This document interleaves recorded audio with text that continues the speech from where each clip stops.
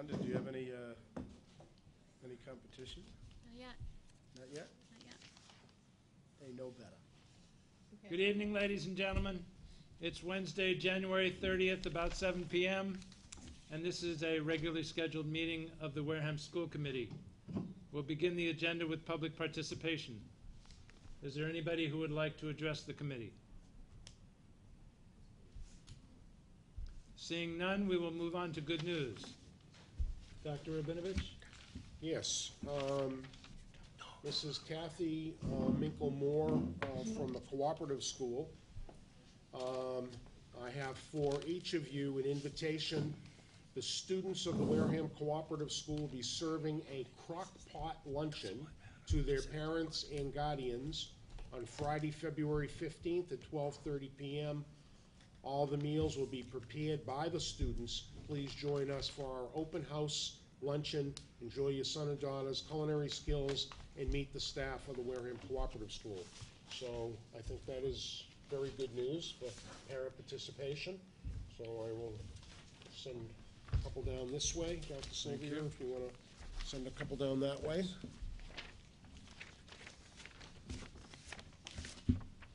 And the next thing I have is from Principal Panarisi. At the Deacon School, they had their second induction into the National Elementary Junior Honor Society, and their playground committee has earned enough funds to support phase 2 of the playground project. And their family spaghetti dinner dance will be held at the end of January? Well, we postponed it because of the flu. So we'll announce when that spaghetti dinner and dance is. From Mrs. Siemens, she'd like to announce that the procedures have changed for the dropping off children in the morning, and she's gotten a lot of positive comments from parents that it's a lot safer situation now, the way they're dropping their children off in the morning. Several classrooms have participated in the Love Our Troops program. Students made Valentine cards at the request of William R. Keating, Congressman, to send the troops over to troops overseas or who are stateside recovering from injuries. Mr. Keating's office is going to forward those Valentines made by the minor students. And the kindergarten classrooms participated in the Community Coinks fundraiser. Money raised will be given to the Wareham Hurricane Sandy Coalition that is working with Geisen Rescue to raise money to help Oakwood Heights, a neighborhood on Staten Island. This is from, let's see, this is from Mr. Luzon about a coat drive, and this is from Maureen Manning.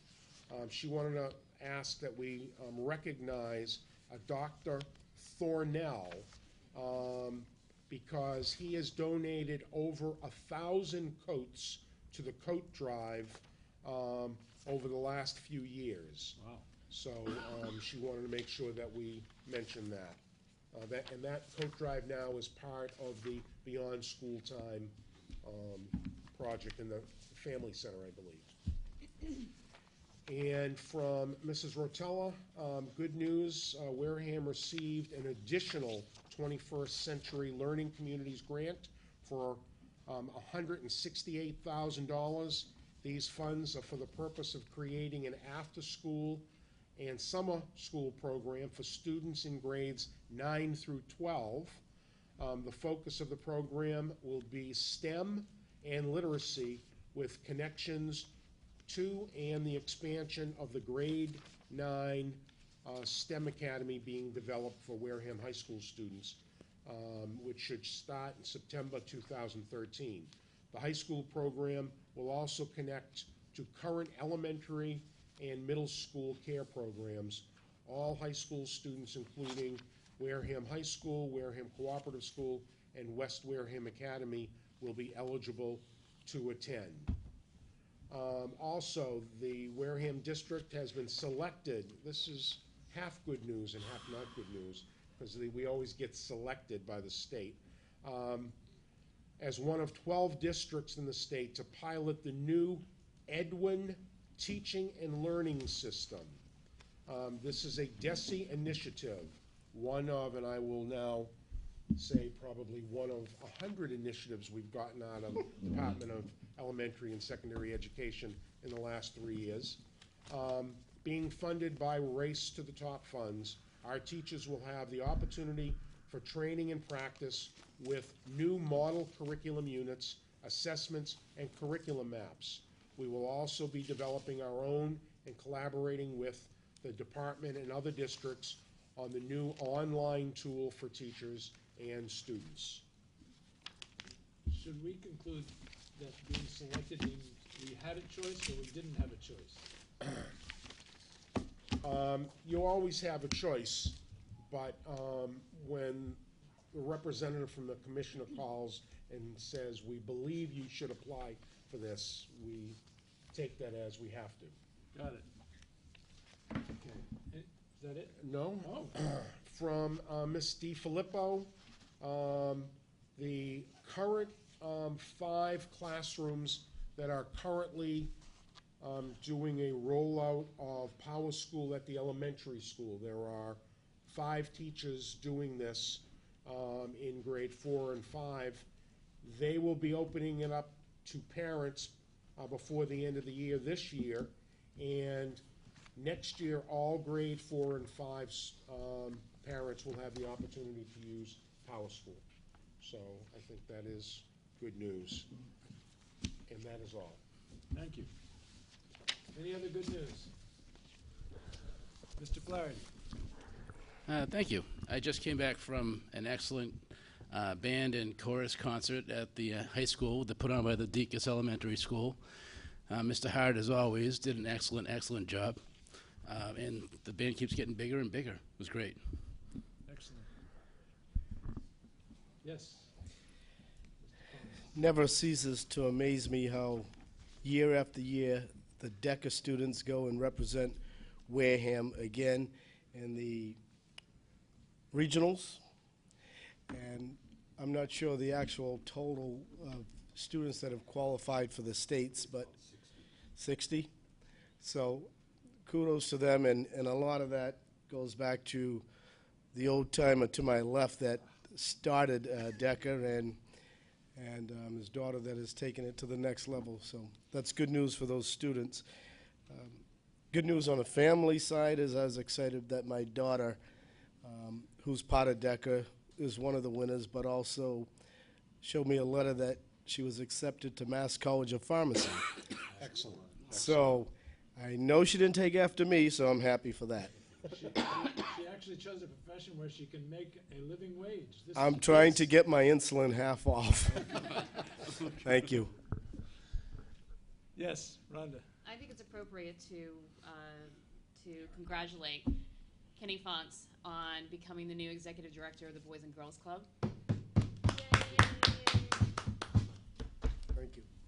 I think that it only is going to help strengthen the relationship, I think, between the schools and the Boys and Girls Club, and continue to provide great programming to the students here in Wareham. So congratulations. Thanks. Although it was a pretty short retirement. Cindy, Cliff? Oh, I was Rhonda stole my thunder. I'm sorry. No, that's okay. She That's stole quite, mine, that's too. quite all That's right, cool. because I can testify to the fact that Kenny's daughter does represent him in a very good way, because I was also his teacher. And Kenny has got a special tie to DECA because he was in the very first DECA group, Wow. the very first.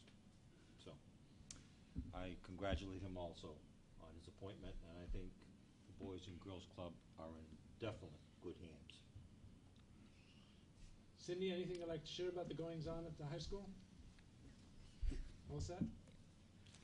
Okay, let's move on to 3 sets of minutes. We'll start with the minutes of January 9th, which included 2 public hearings, one on the transportation and one on the grade configuration. Would anybody like to make any additions or corrections?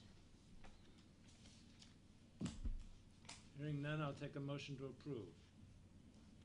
So moved. Second. All those in favor? Aye. Opposed, abstained, 500.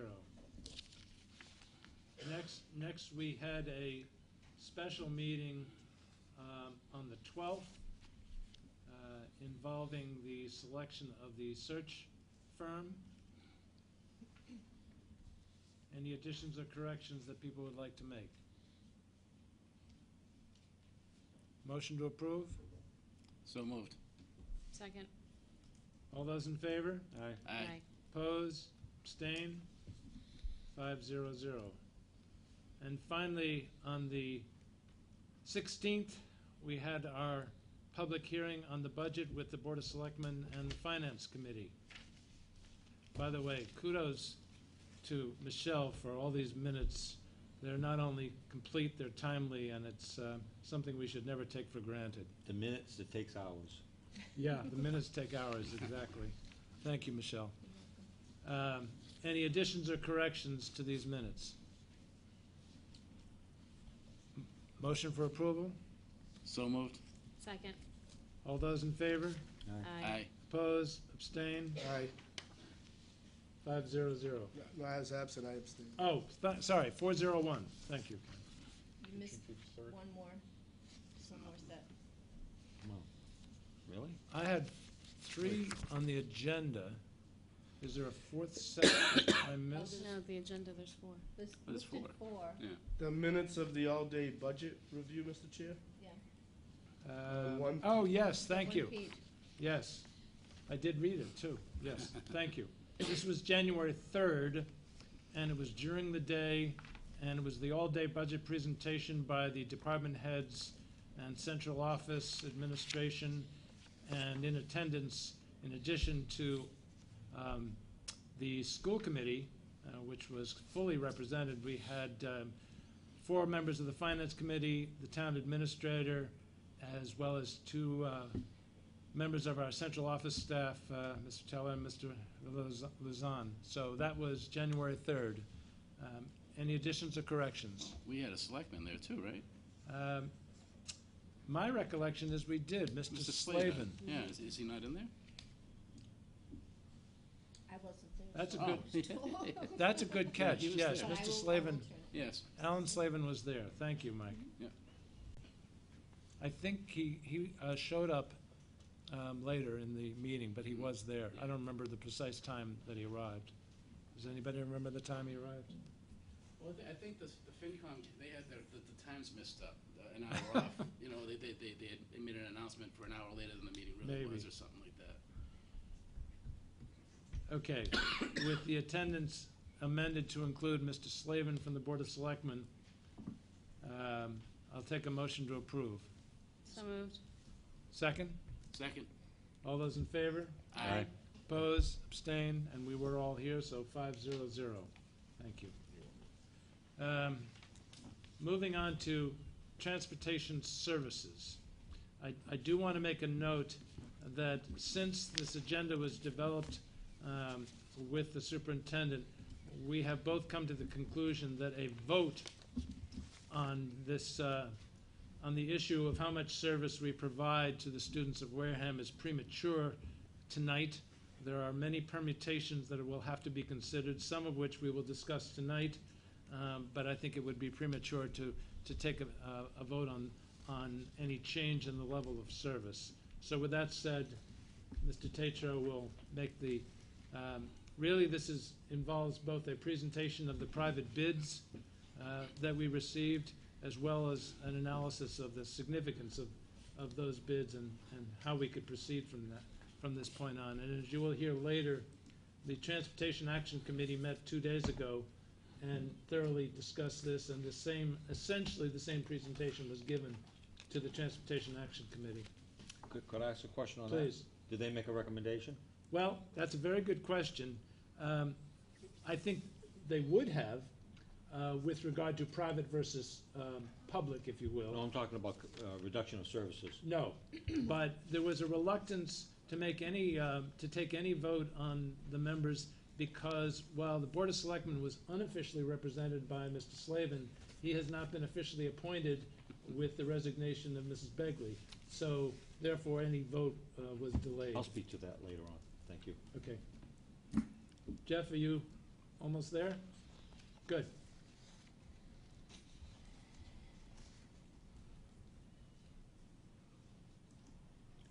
You wanna go down to the bottom right-hand corner. Now, these, Oh, you can get it from there too. I will say from the outset, this is not a trivial thing to understand. Barry, Jeff, and myself have been studying this in detail. There are no stupid questions, because if you're having them, I suspect the people in the audience and at home may be having them, so please ask anything that comes to mind so that we leave here with a clear understanding of this, of the situation. Yes, so I'll ask the first one. go. All right. The first stupid question. So am I to assume that the information that we got in our packet is incorrect based on what we see on the desk today? Correct, because as a result of the Transportation Action Committee, the town administrator asked us to insert benefits into the cost for the transportation services provided by the town. Okay. To my knowledge, that and a couple of slides at the end, those are the only changes. So you're gonna explain those? Yes. Okay, very Will good, do. thank you. Yes. So I don't need this one. That's, Well, you can make your notes on it. that's Right. correct. Go ahead, Jeff. All right, we sent out a bid that we opened 2 weeks ago. We had 4 different alternatives, which we discussed at a previous meeting. 3 companies came in with bid packets. 1 company chose not to place any bid on anything at all. 2 companies chose only to place bids on Alternative A. Alternative A was complete bus service for the town of Wareham. Special needs, out of district, in town, every aspect of transportation. That's all they chose to place bids on. And just to be clear, that's the status quo, that's the current level of service. Yes, it was, the bid is comparing what we do now, they bid on that, exactly what we do now. So we received 2 bids, one from the first largest school bus, the largest school bus company in the nation, First Student. Their bid came in at $2,255,578.20. Now, our bids excluded fuel, or we were gonna provide the fuel for them because we can get a better rate. So that's something we still need to pay for. So our estimate, based on history and what we see going forward, is about $140,000 a year in fuel. So adding those 2 things together, the total that we would have to pay would be $2,395,578.20. The lowest bid came from Durham Bus Services, which is the 2nd largest school bus company in the country. Their bid came in at $2,159,655.20. Again, adding for fuel. Our total payout for the town would be $2,299,655.20. So what do we spend now? What's the transportation department do now? The current budget number that we're asking for the next budget cycle is $1,601,056. Obviously, ours includes fuel. We added into that benefits. This is the max benefits that someone can have, and this number came directly from the town administrator. This will include health, dental, workers' comp, any type of insurance possible. So this is very encompassing of what it costs. Even payroll taxes. Everything, and it comes out to about $28,000 per employee. So based on the number that currently take benefits, this is the amount. I'm sorry, Mike? I actually think you answered my question. You said based on the number of people who take benefits now. Currently. It's not every employee current, it's just No. the ones that are taking advantage of it. I 'cause could they're only go full-time. based on what, the number of employees that Gotcha. use it now. Gotcha, thank you. So if an additional person were to use it, it'd go up $28,000, Sure, but okay, thank based on what we have now. Obviously, we need capital. We have an aging fleet. I'd be looking for about 4 buses a year, so, and we'll explain this dollar amount on the next slide. But we'd be looking from the town, $115,000 for capital expenses, making our total bid, let's say, our cost, $1,883,556, which based on the lowest bid, we're $416,099 less than. And that includes new vehicles, is that correct? We'll Well, go into the next replacement slide, but it vehicles. we'd be asking for, if we're budgeted at that, we'd be asking for 4 vehicles per year, and we deduct what we have from the revolver. Okay. Now, just to be clear, this is, in 2 separate ways, a very conservative number for the town side. In other words, the savings of $416,000 is probably more than that. Why? Because the town administrator asked us to use the maximum possible consumption of benefits for 6 employees. We have no reason to believe that our 6 employees are in fact taking the maximum possible benefits, but we use the maximum possible as a way of demonstrating what it theoretically could cost. And then the second way it is conservative is the $1,601,000 is based on the current age of the fleet and the current cost of maintaining a very old fleet. If we in fact, and by the way, First Student in Durham didn't do it on the basis of our old fleet. They did it based on a fleet that was never more than 5 years average age. So the newer our fleet gets, which if we in fact got that $115,000 in capital and got the 1.6 million, the newer our fleet became, the less it would cost to maintain it. So for those 2 reasons, the difference of 416,000 is actually quite conservative. It's probably closer to $500,000 Per year. per year.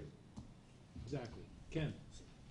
So the savings that you show here is actually greater because there's no price. I looked at the other slides for the field trips and athletic trips. Do you have a dollar amount on that? An estimate? Can I stop you there, Jeff? That's irrelevant. And it's irrelevant because that's a cost to the net school spending budget. It's not a cost to the transportation department because they get reimbursed from net school spending. So athletic trips, field trips, those sort of things are a wash. Well, actually, it's even better than that, as you'll see on the next slide. So that's why it's not shown as a cost for anybody, because it's an expense not for the transportation department, but for the net school spendings, people who actually asked for the service. Does that make sense? The best way of describing it is when we pick up children and drop them off, we're not charging the principals of the schools for that service. But when they ask us to transport the basketball team, we do charge them. And we get reimbursed for that service. And that's why it's not a factor in comparing the bids. Cliff, before I get to you, I want to make sure Ken is up to speed on that. Yes? Yes. Okay, Cliff. Just looking at this first slide, and I'm gonna make a broad assumption. Just tell me if I'm right or wrong, because my numbers don't always add up. It's Portuguese math. So if we've been in the I'm gonna say roughly speaking, I know you got to factor in inflation and so forth and so on, fuel prices or whatever. But just bottom line, all right. If you take an average of 500,000, and if we've been in the bus business for 25 years, is it safe to assume that we have saved the town somewhere between 10 and 12 million dollars over that time? I wouldn't dispute the order of magnitude of the number. Okay, so, and that's 10 to 12 million dollars that has been used on outside expense. Yes. Okay, thank you. That's all you need to know. Question. Yes. So I know one of the things that we did when we went out to bid is that we did make that information public, so anybody could go and take a look and see that it's an apples to apples, or whatever the terminology that they used in the past. Were the bids that came back, were those also made public? The dollar amounts were made public. But don't the know. actual, Packets themselves? Is it fair to say that they were reviewed by the town administrator? Yes, the town administrator participated in the bid opening, and the two companies, actually, I think there were 4 companies at the bid opening, even though 2 bid. The other 2 companies were companies that sold vehicles to other people. And they actually looked through each other's bid information. There are certain confidential things about a company that are kept. financials and things like that. Yes, exactly. But is there any way that we could take out any of the sensitive information and at least get the basic services that they're saying that they would provide online? The basic services are in the bid specs that are all Okay. online. Okay. Mike, sorry. Rhonda brought it up first, but tonight you're gonna probably keep hearing the word apples and apples, pretty often. And I just want to make sure I heard this right. So on day one, let's say we did this tomorrow, we would be getting, if we went with the Durham bid, we'd have an average age of 5 years, and our current fleet would have an average age. And let's throw in let's actually buy some vehicles with what we said we're going to buy. What would that average age be? Are we at about 7 years, is that correct? Currently, Yes. we're probably pushing 8 at this point. So let's say it's 8, but let's say you use that money and you buy the four vehicles. Right. What would the average be then? If we bought brand-new ones, Well, I mean, that's what we'd be looking for. Yeah. It would take a few years to get to that point, but I don't know. I'd have to well, go close, through the you'd be list getting and, 6, do the math, but- Average of 6, 7 years. I mean, yeah, we'd bump it up, obviously, because we'd be taking the Yeah. oldest off. Not too far So- off. It would actually get there relatively quickly because we'd be eliminating 1998s. Yeah, we'd be Yeah. moving up really Hopefully, quick, yeah. so. So again, the capital, that equates to how many new buses? I think the next, The Probably next a good slide, idea to go to the Okay. next I think the slide. next slide will help with this, Okay. the $115,000 amount. Go ahead, Joe. Oh, actually, we flipped it. Go to the next one after, that's it. So two slides away. I'll have to go back to the elimination one we've added. So current today prices for a new school bus, and I made phone calls to verify, is about $85,000. And those are based on our specs, what we're looking for, the capacity, the size, the engine type. Based on our specs, it's about $85,000. Excuse me, those are the big boys, right? 77 passengers are the large school buses, yes, that's correct. So hoping to get 4 a year, that obviously comes out to $340,000. Based on past history, our revolving account after we pay our expenses for athletics and field trips and whatnot, like we mentioned before, we usually have $225,000, roughly, that we could purchase vehicles with.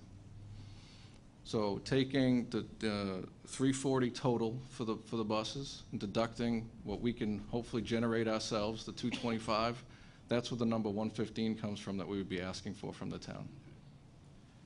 So that 225 is the revolver, essentially, right? That's correct. Not essentially. After, It is. It literally is the yes, revolver. right. And it kind of gets to Kenny's point, I think, because, yeah, from the net school side, it's moot, right? I mean, you have to pay this money to bus kids to athletic events and whatnot.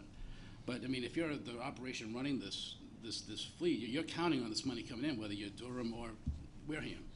And I'm just glad to see that you built it in. It is represented, and I understand it now. You're right. This slide makes a lot of sense now. Thank you. And the key is that 225 is the surplus, net of revenue and expenses, the surplus generated by the revolver.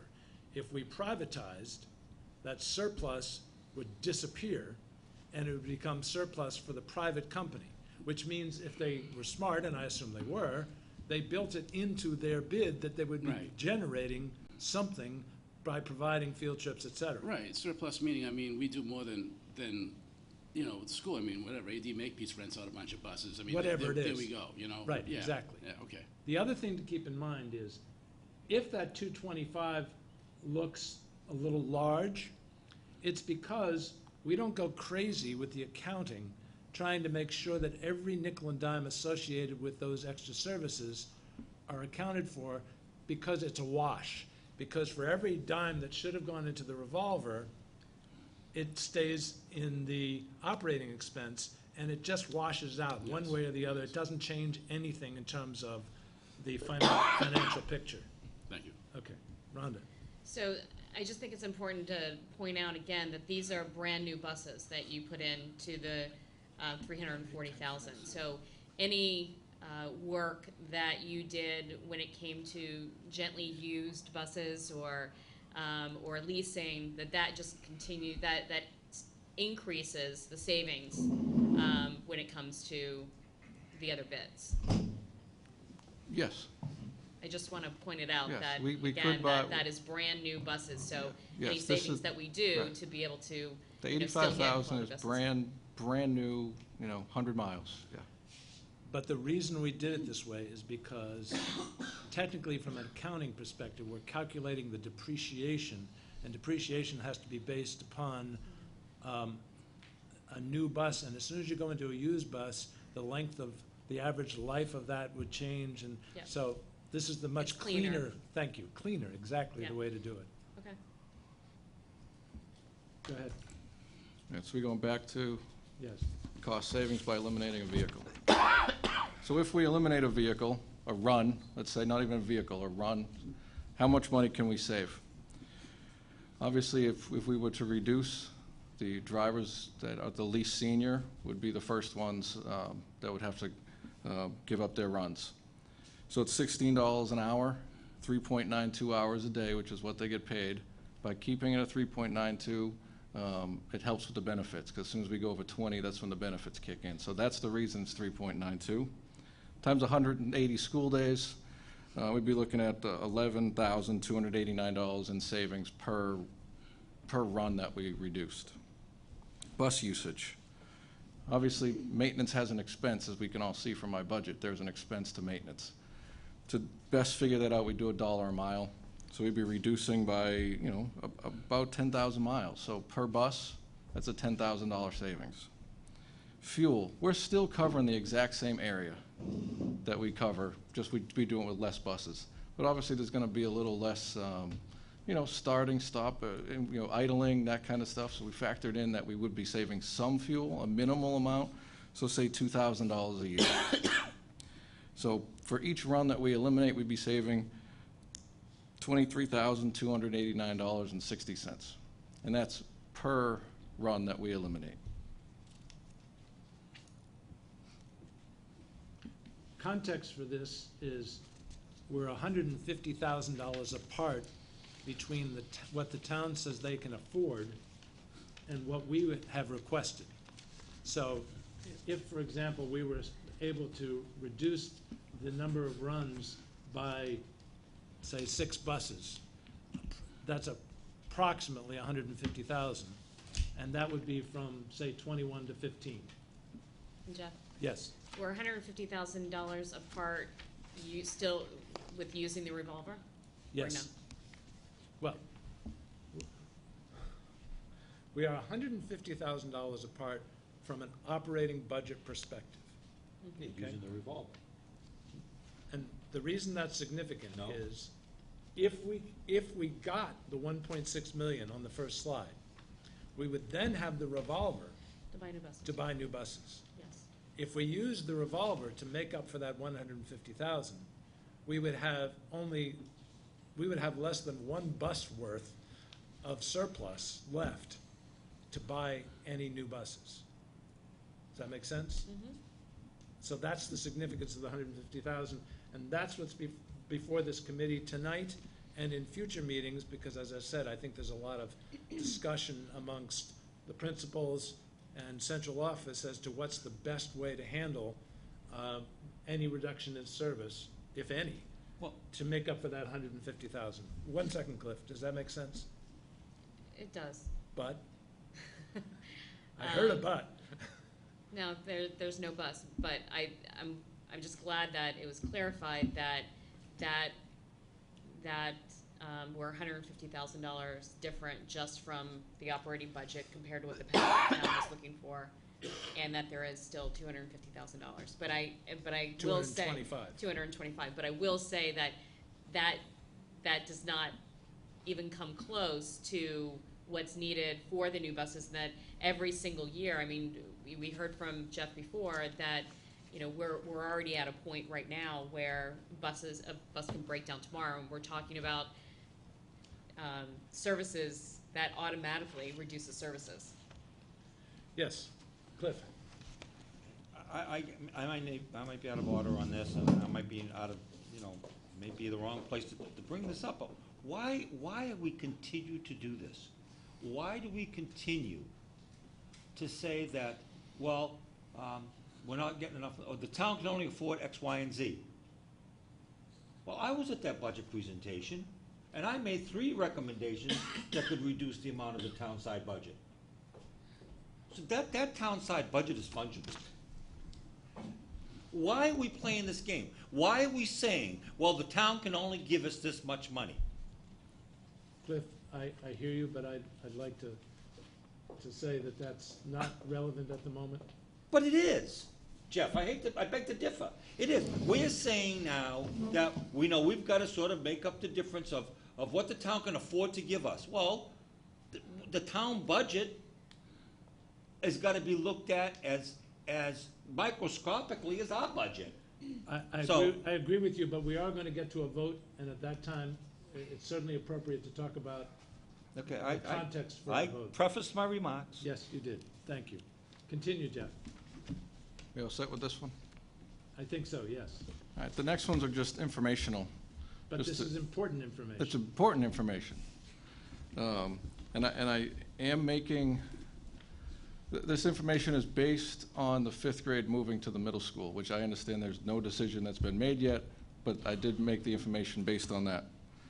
So with the addition of 5th grade to the middle school, the enrollment would be approximately 900 students at the middle school. With that size student, at middle school, and they can be big, we're talking about 50 a bus. I understand the buses hold 77. All right, that's 3 small little bums to a seat. All right, in middle school, we're talking larger students. So the average is 50 students, so that's where that number comes from. So with 50 students per bus, just to transport the middle school students, we would need 18 buses. This will leave no room to transport grades 9 through 12.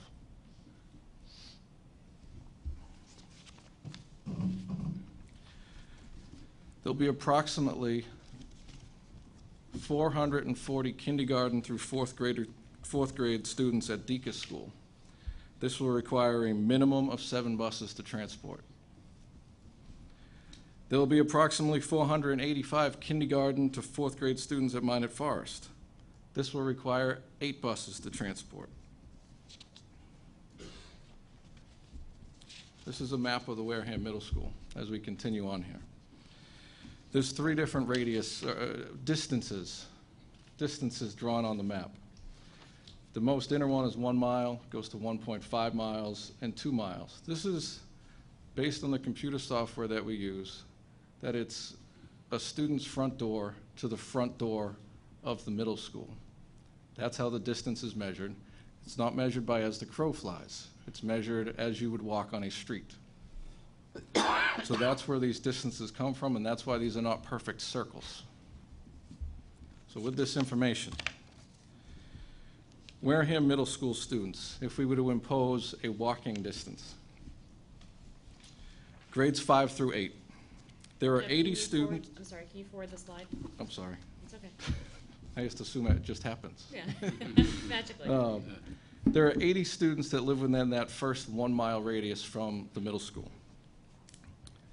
If we could reduce 1 bus, again, using that average of 50 students per bus. There are 134 students that live within a 1.5 mile radius of the middle school. That's a reduction of 2 buses. There are 273 students that live within a 2 mile radius of the middle school. That would reduce 5 buses. As we said before, what the savings per bus was, times that by 5, it's, if we were to reduce by 5 buses, it's $116,000 savings.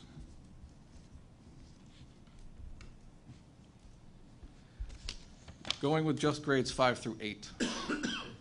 So we're taking the 7th and 8th graders out of this next slide. 40 students live within a mile radius that are in grades 5 and 6 of the middle school. 70 students live within a 1.5 mile distance. Well, when it says radius, it should be distance. It's not radius, which is a circle. It's distance. A 1.5 mile distance, that we could reduce 1 bus. And there's 143 5th through 6th graders that live within a 2 mile radius, and that would reduce 2 buses. And again, all this information was from the middle school. This is the Minot Forest distance map.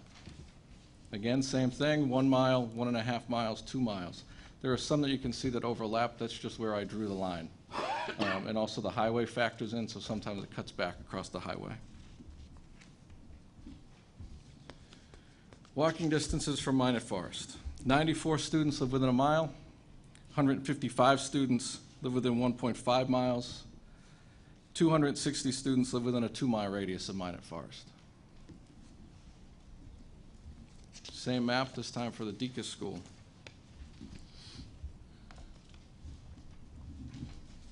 There are 38 students that live within a mile, 96 students within a 1.5 miles, 220 students that live within a 2 mile radius. Questions on any of that? Yes, Ken? Okay, so your maps, I'm all the way back to, for example, the middle school. I know you said the radius is as the crow flies. It is not as the crow flies. Right. It's from door to door on the streets, not as So a- looking at the middle school map, the furthest distance is 2 miles. Correct. But when I look at the map here, I see Cranberry Highway. Mhm. So there's no way from Charge Pond Road out here to the doorstep at the middle school is only 2 miles.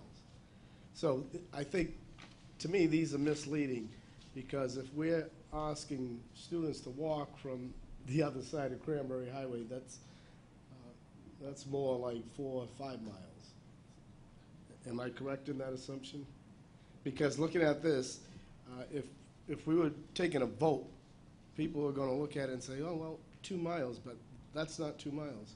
And it's hard for me to stick with that analogy. And the same thing with Minot, when you're talking about Stillman Drive off of Great Neck to Minot. That's a haul. And again, the same thing with Deacon's. So my point that I just want to get, and I appreciate the work, but that, to me, that's misleading for anyone to make a decision when we're talking people walking 2 miles, when if you actually mapped it out, it's more like 5 miles. Just point of information. I'm not sure I agree with you. I mean, from what you said, is if I'm one of the parents living out just at the 2 mile mark and I want to clock it from my driveway to the door of the middle school, it's going to be 2 miles, right? Should be. No matter Based on the where information that I have, that's correct. Yeah. Now, did I try all 500 plus of these? No, I didn't go out and drive all 500. Did I randomly select some? I did. And I do feel the maps are fairly accurate. I'm sorry, while we're sitting here talking about, 2 miles or whatever, did you forget that Cranberry Highway does not have sidewalks? No place has sidewalks in town. sir, I would love, that's why we had a public hearing on this a few weeks ago. I can't allow questions from the audience, but I can assure you that that issue you've just addressed is paramount on the minds of both the superintendent and this school committee, so just leave it at that. I assure you it is. Now, when presented with this information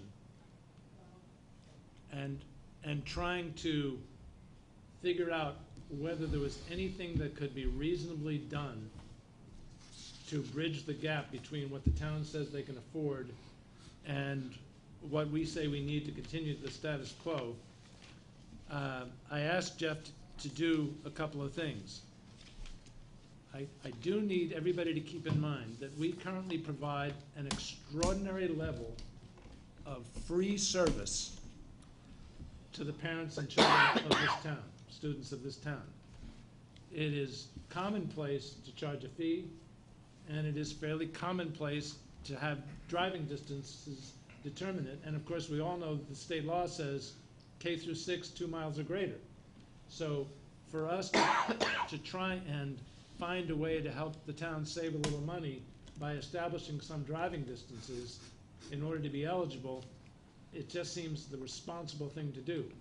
But I will tell you, it's more difficult than it sounds, because what I asked Jeff to do was say, let's assume that we maintained all the services for kindergarten through 4th grade. Why? Well, in part because bad weather, lack of sidewalks, lack of crossing guards, all those things make it a safety issue that we're very much aware of. So K through 4 would be maintained at its current level. Basically, anybody who needs a ride or requests a ride would get a ride.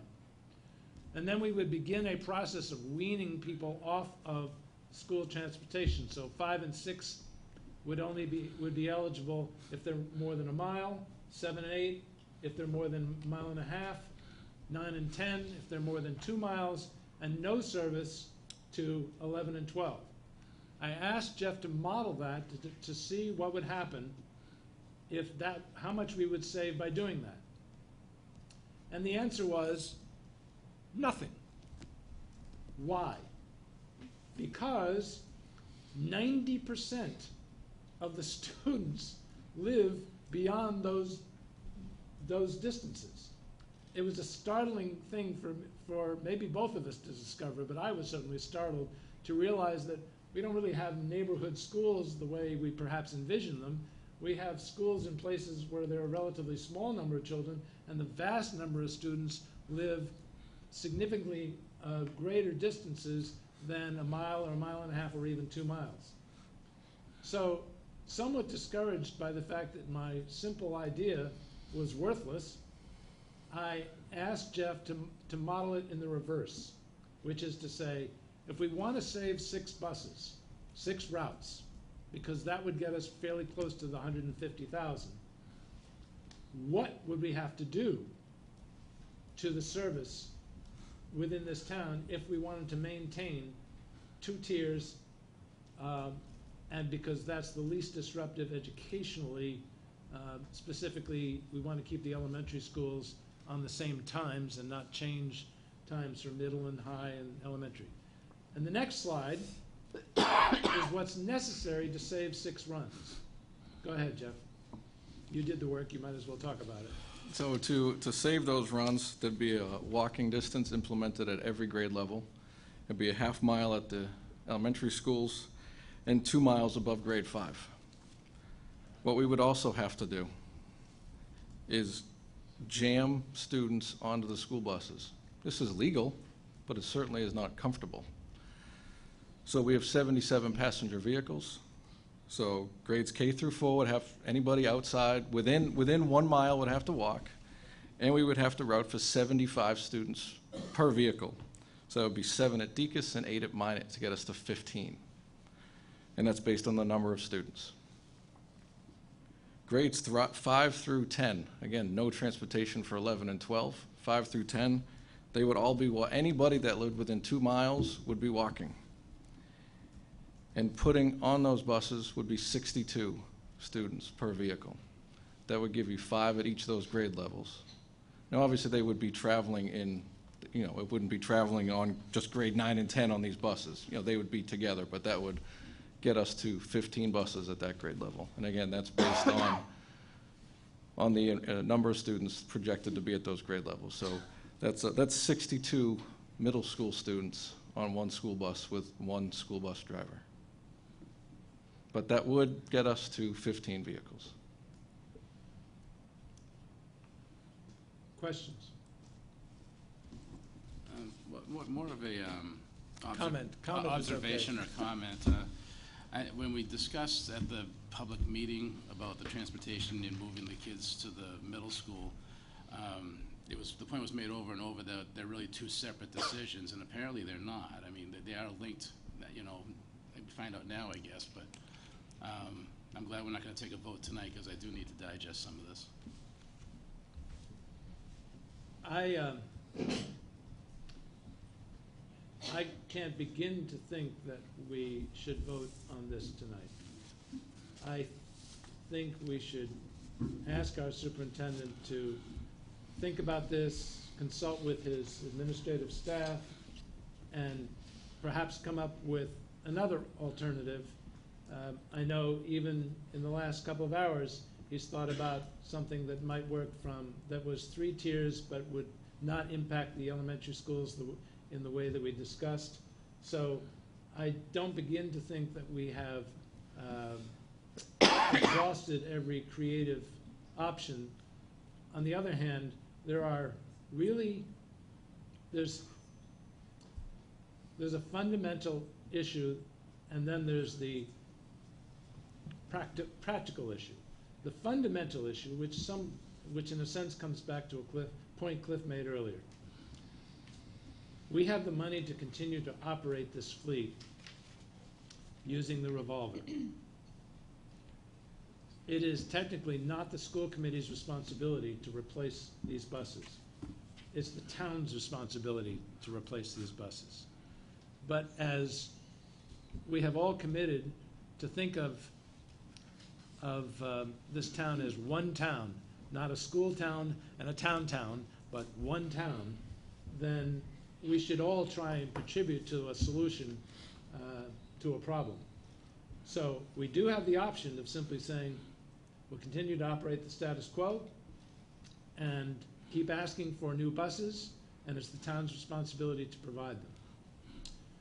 The second, if we decide that we have to take some responsibility for living within the means and help provide the dollars to purchase new buses, then we have to get creative about the level of service we provide, because it's very clear that we can't do it with our current level of service and buy new buses just with the money that the town is prepared to give us as of this moment. The only thing I think we have clearly determined is that much as we perhaps hoped privatization would be a solution to the financial problem that busing represents, it clearly is not. So we can be happy that we are saving the town a lot of money by not privatizing, but that happiness is short-lived because we can't afford to do it even within the frugal manner that we've been doing it. So I don't think we need to continue any further on this subject. Well, I said I was gonna make another point. But I'm happy to do so if you'd Remember like to. earlier I said I'll speak to it later? Well, we are gonna have a discussion about the non-net budget number, so it's up to you when you say it. Well, I'm gonna say it right now. Okay. I think that, and I'm gonna give you just my philosophy, and take it for what it's worth. I mean, I'm usually, I can't convince you guys to go my way lately. I'm not gonna compromise safety under any circumstances. And I think that making presumptions at this point in the process is premature. I spoke at that budget meeting, and I'm looking at a difference of $150,000. And I'm looking at $150,000 on a massive, massive budget, which to me doesn't represent a whole lot. I also look at the fact that built into that budget were certain increases. I'm talking about the whole budget, both the school department and the town side, but it is one budget. It is one budget. They've already factored in an increased Upper Cape. They've already factored it in.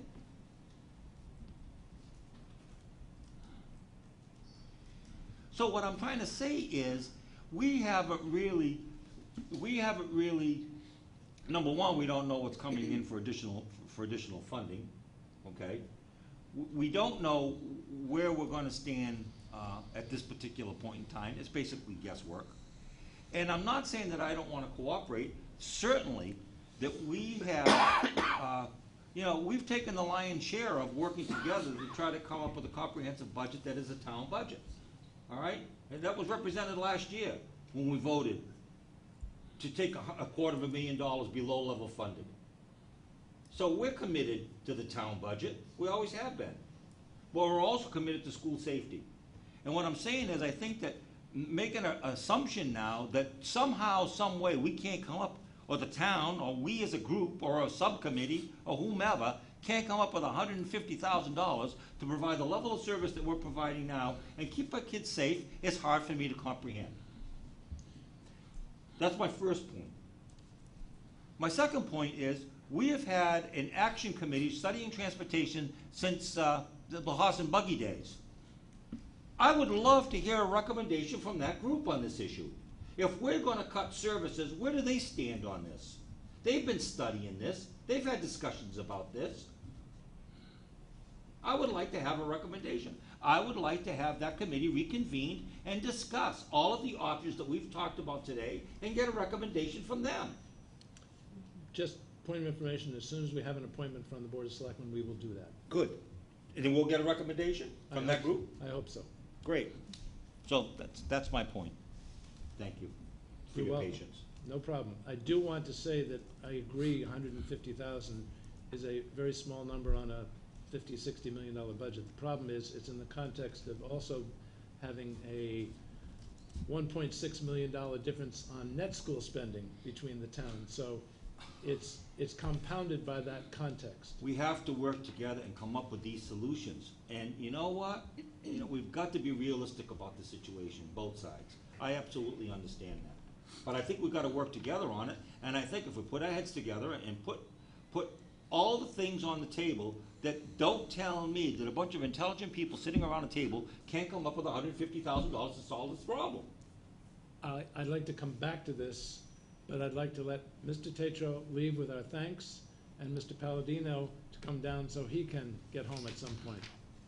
But we will come back to it, Cliff. Thank you. Mr. Palladino, Can I just ask one and quick thank you, question? Jeff. Yes, sorry, Rhonda? Just a quick question. I know that we've thrown around the, fees and what we can charge and who can we charge and not charge. It's a point of clarification. Is it, when it comes to charging for transportation, and the only reason why I'm asking this is that, again, it's one of the scenarios that when you're presenting everything, that it should be up there, even if it's minuscule, even if it's, $25,000 or whatever, that should be still something that's part of the whole entire presentation, cutting services, charging fees, all the different options. But I looked online and I couldn't find it. Is it law, like free and reduced lunch, is it law that you cannot charge students that fall? It is, 100%, okay. So the only thing that I would ask is that's presented in all of this to then, as we keep talking about this, that it's, I just don't want it brought up in the 11th hour, which sometimes it is. We sit there and we talk about it and then all of a sudden somebody brings up, why not charging fees? And it should be part of every single time we do a presentation on this. Thank you. Thanks. Thank you. Welcome, Scott. Thank you. Thanks for having me here tonight. Hi, Scott. Hello. I'm here tonight actually to talk about an exciting program we're looking to get involved in regards to foreign exchange students. As you're aware, I believe we've been in front of you quite a few times asking for permission to have foreign exchange students attend Wareham High School. In the past, it has kind of been in kind as far as the school department is concerned. We do not get reimbursement for these foreign exchange students, but what the students bring to the school from a cultural standpoint is great for our students here at Wareham High School, and it's great, obviously, for the students that are coming in through the foreign exchange program. We usually use two companies to help facilitate the foreign exchange program, and again, there is no money for this for the school system or for the high school. And the two largest companies that we have used are AFS and PAX. And basically, they charge the students money to come to the United States, to come to Wareham High School, and there's a small stipend for the families that are allowing the students to reside. But basically, they handle all of that, and then they ask for our permission. I've capped it personally at 2 students just because You know, when you start getting 5 and 6, it can have a huge impact on your average class size. But I've capped it at 2 throughout the last few years, and it's worked quite well. As you're aware, last year, Dr. Rabinovich had an educational trip to China, and we've had a tough time with these two companies. They don't really work with the Chinese government, and it's been tough to get Chinese students into Wareham High School. We do have an organization, INECS, that has approached us and is looking for us to have anywhere between 3 and 4 foreign exchange students in Wareham High School next year. The exciting piece is that it's going to obviously tie into what Dr. Rabinovich did last year in regards to his trip to Beijing. We're already Skyping with those students, as a matter of fact, with our Global Education Club.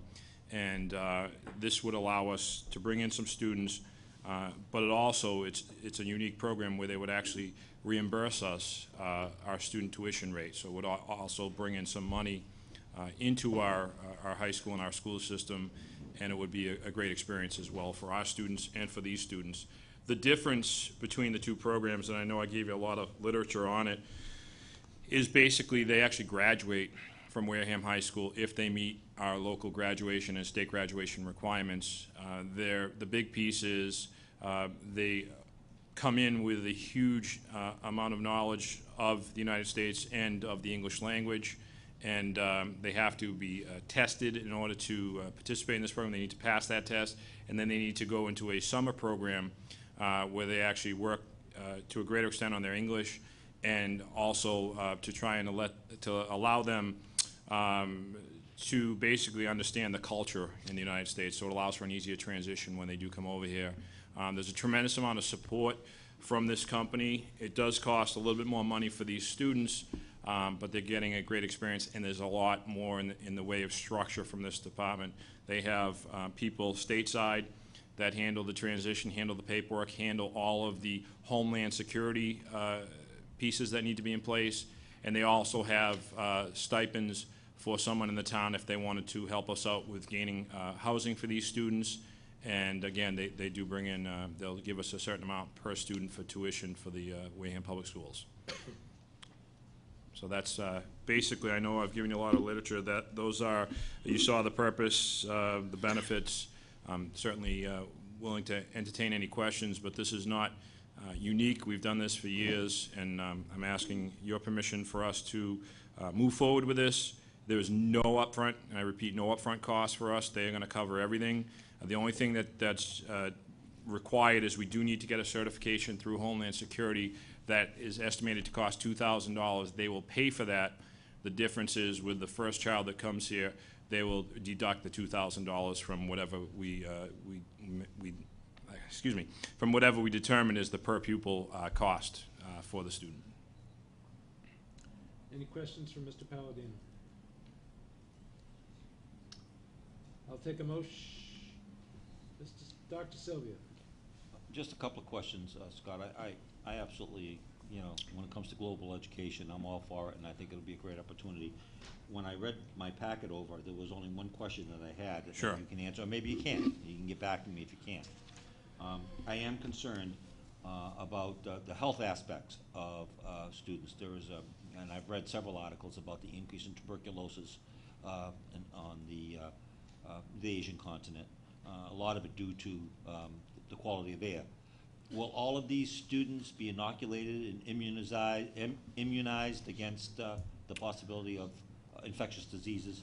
Right, and I don't have it in front of me, but there's a whole guideline that they have to follow, and also keep in mind they have to follow our local and state requirements in regards to enrollment into a public school. So they have guidelines which I can certainly forward to you. I tried to. No word is fine. Even though I did forward the PowerPoint one, I tried to keep it as small as possible in regards to all the paperwork. But again, they have to abide by all of our regulations that are in place, both at the local and state level. Thank you. Scott, before I ask for a motion, what I'm looking at says the INEX Chinese Exchange Program 2012-2013. Is that the correct dates? It was presented to me last year, and I really, with NEASC and whatnot, we wanted to get everything in order. So we're looking at it for September of 2013. So it's 13-14. It will be 13-14, correct. So I'll take a motion to approve the INEX Chinese Exchange Program for the high school for 2013 and 14. So moved. Do I have a second? Second. Any discussion? All those in favor? Aye. Aye. Opposed? Abstained? 500. Thank you. Thank you. And I'll move on to the NEAS progress report. As you are aware, because of some recommendations, we were required to create a special progress report that was due on February 1st, and we did turn this in. And we made some great strides at dealing with the recommendations that the NEAS visiting committee made for Wareham High School. And before I get too involved, I do want to remind the viewing audience that we are fully accredited for the next 10 years. We do have some reports that we need to do. There are some recommendations, but the commendations, as you remember, outnumbered the recommendations. So we're moving forward with the recommendations, and I think we're making some progress here. We've got a great committee that's working hard. They meet weekly, and they've put in a lot of work throughout the last few months, and we're moving forward. I know I sent this in regards to the special report. There are some areas where we are in progress, as you saw, and some areas where we've completed the recommendation.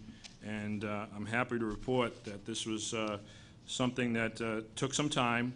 Some of these items were addressed before the visit, but unfortunately the report had to be sent in before the visit took place. And so I'm happy to report that. But there were 7 recommendations that we had to deal with in regards to the special progress report. I can go through them one by one if that works for you, or I can entertain questions, but it's pretty in-depth, but I'm excited that we're moving forward. Obviously, one of the larger areas of concern were the technology, and I'm excited the fact we have put in 97 new computers over the last year and a half. Some of this was due to NEASC and the requirements that were there from a technological standpoint for NEASC. We had to have laptops for the visiting team. We had to have workstations, so we incorporated that into the visit, and now those computers are being used by students. We also, as you remember, came in front of you and talked about the class of 2012, was going to donate some technology, and it was also announced at graduation. We actually have a room, 113, that is fully donated technology from the class of 2012. So that's pretty exciting. So it's not all done within the budget. There are grants that are responsible for some of this technology. There are different programs that we've been involved with. The military has donated some of these computers, although they're not the 97 new ones, but that has helped to bring down our average age of the computers. We have worked with Dr. Bavinich to work on documenting how we have created a plan to increase the funding, not only for technology, but for instructional materials, supplies, to support the delivery of our instruction. We've documented what the school committee has done with town meeting in regards to the McKinley-Vento money, the additional Chapter 70 funding. We've identified that the gym roof has been fixed. So those are some of the highlights in regards to this report. Yes. Scott, for number 2, of the 97 computers, how many of those computers were purchased out of the LEA? Do you know? Or what percentage? It's in here. There's the 24 that you subtract the 24 from the class of 2012, and you would subtract the computers from the Gateway Library Foundation, which I believe is 10 or 12, and the rest would have been. So about half. Correct. And that's over 2 fiscal years, don't forget. That's not all in 1 fiscal year. There's not enough to do that over 1 fiscal year. Okay. What's that? Mike? How many computers total? New? No. 97 over the last 2 years, so a year and a half roughly. All right, and I see that on page 2. Correct. And then I go over to page 3, and I see mention of this, let's see, 36 new computers have been installed as teacher workstations? Is that an additional 36? Which paragraph, I'm sorry? Oh, I'm sorry, it's the second paragraph is probably the second sentence or third sentence. Page 3? What number? Second paragraph, Still- page 3. No, what, number 2? Oh, the actual, the goal, or, Yeah, it's, which do The I- principal has budgeted a plan to introduce an additional 36 computers. Is that, Yeah, no. okay, so that is for next school year. All right, I'll read it. It says, as of December 1st, 2012, we have installed 16 new flat-screen televisions in 14 classrooms. Okay, and by the summer of 2013, I see now, all right. Yeah, Right. that's I mean, what the other ones issue were. with a lot of our technology, specifically computers, TVs, Okay. it's 22 to 24 years old, depending on when they were purchased, and nothing has been replaced Okay. during my time there. Okay. And so about half of them came from the budget. Correct. How? I mean, I thought we, To over 2 years. but I thought we didn't get anything last year for technology with the override. There was some money in my technology account, but most of it was from the year before that, where we didn't cut it. All right, thank you. Yeah.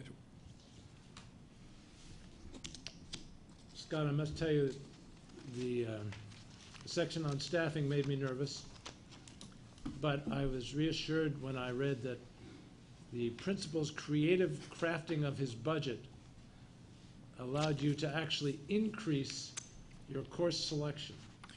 That's a lot of creativity.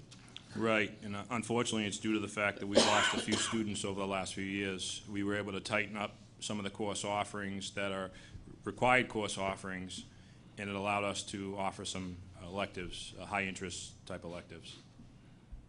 So I'm hoping that we have more students, and I have to offer more of the required courses, and then we have to think even more creatively about how we're going to continue to offer the electives. I'm hoping that's the problem next year. But I just wanted to assure NEASC, while the percentage of teachers lost, the percentage of courses maybe we couldn't run, are on the same level of basically what we lost for students. No, I think it was really good to be able to say that. So that was one of the issues that they had that required us to have a substantive change report, which ironically, they've given us another report that we need to now field in May, and this is based on the budget. They want assurances that we have a appropriate level of funding at the high school moving forward. So now, because of what happened last year, we do have another report to field again. But so it's you send one in, you get a new one, and then also, as you're all aware, we have the October 1 report that has 44 recommendations that need to be dealt with for October 1. So there's a lot of work going on behind the scenes by this committee, and we're getting to the point where we've taken care of the ones that don't cost money at this point in time. And some that do cost money. Obviously, the roof was a huge one. I mean, that was one of their biggest issues, was the roof. So we've taken care of the gym roof. We've taken care of some of the technological issues. And some of these you'll see duplicated in those 44 recommendations. These are the ones they wanted us to address right away. But again, there's 44, and we're dealing with those as we speak. And then once we have a clearer picture of the budget, we'll be dealing with their May 1st report that, again, they're looking for us to have an appropriate level of funding to continue to operate our high school. Thank you for the report. Keep us informed. Definitely. We should move on. Mike? Sorry. I don't want the point to get lost. I mean, that was incredible. I mean, all those computers. I mean, how many more do you need to be totally up to where you need to be? We've got a 5-year plan. We're 2 years into it. So we're looking to duplicate that over the next 2 years, and then hopefully to have appropriate funding so that we can cycle new computers in and take out the computers that are we need to spend a lot of time with those computers to keep them running. Hopefully we can come up with a cycle. Yeah. The sad part is the military gets rid of their computers after 3 years, and I'm up there with a van. Jeff Tatro gives me a van to go up there and get them, and 3 years is new to us. I'm hoping to be in a position where we can get our average age down to 4.5, 5 years. So it's going to take us a few years, but we have a plan if we can stick to that, and I'm hoping we can based on hopefully the current level of funding that we've requested. In 5 years, we'll have that down to somewhere between 4.5 to 5 years of age on the average computer. And don't forget, we were over 10 when we started this process. Yeah. So it's going to take a little while. We're still right now hovering in the 7.5 to 8 years of age in regards to our technology, but it's getting better. And if we can continue to use grants and encourage the graduating classes to help us out, and that was Dr. Rabinovich's idea, so I want to thank him for that. That was great. A whole classroom is now filled with brand new computers. All right, I have some more questions regarding item number 3. Please. The first paragraph in there, toward the end. I'll read the item. The item says, implement and fund a plan to increase and update technology, equipment, instructional materials, and supplies to support the effective delivery of the curriculum. And you're going to, what you're saying here, but then you say here toward the end of the first paragraph, additionally, the superintendent of schools has received through town meeting $120,000 from additional Chapter 70 funding, and $134,000 in reimbursements from McKinney-Vento, et cetera. And I don't understand how, and maybe it's a question for the superintendent, I don't understand how that relates to the task. That money was for teachers, that money is for transportation. How does it relate to? In my opinion, there's a trickle-down effect. Yeah, certainly it's not all for the high school, but I don't want to speak for Dr. Rabinovich on that, but. But how does it get to the goal? I mean, well, we were reaching to try and make sure we could answer that, but Creative writing. And as my English department head said, all right. this was a course in yes. creative writing, and that is very accurate. One of my favorite words, fungible. Yeah, okay. We're trying to put some positives in here, because of the instability in the funding. We wanted to highlight some of the positives, and there are, and you do have to kind of celebrate some of those positives, because otherwise this process can bring you down. It just didn't seem relevant to the task, but I hope there's a trickle-down effect. Yeah, I hope so too. All right, down to item number 6. Please. Page 5. This one, well, I want to get, you go into about the roof and how we need to replace the roof. In the last sentence of that paragraph, it says here, in a spring of 2013 town meeting, the principal will ask for a vote on a capital improvement to pay for the remaining balance, anticipated to be approximately $500,000. We're in the process of applying through the statement of interest, through the Mass State Building Authority, to get on the list. And in regards to that, we're hoping to get approved to be reimbursed at a rate of close to 60 cents on the dollar. Yeah. And, you've got to be on the list before you can go in front of town meeting, but we're hoping to go in front of the town meeting to seek that. We're estimating it to be about $500,000 to fix the rest of the roof, because sometimes I think the public has a misconception that the roof was fixed. Yes, the gym roof was fixed. Yeah. And that was the worst area from a square footage standpoint, make no mistake about it. But the rest of the roof is also 25 years of age and deteriorating. The difference is I don't have students during the day running around in the hallways or the classrooms as I did in the gym. So it's not as much of a safety issue, but it is a safety issue nevertheless that needs to be addressed. And if we can get reimbursed at 60 cents on the dollar or close to that, I think it's our due diligence to go in front of that. It's a health issue. No, you're right, Right. and I'm glad you're bringing it up, because, I mean, the perception out there is, all of a sudden, they're saying, all of a sudden, they're dropping this on us now about the school roof, the gym roof.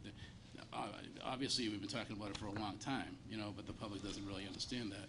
And now to be more specific and say, the rest of the roof, and get that bug in people's ear. But, I mean, if we're going to go to town meeting, I think articles have to be in quickly, don't they?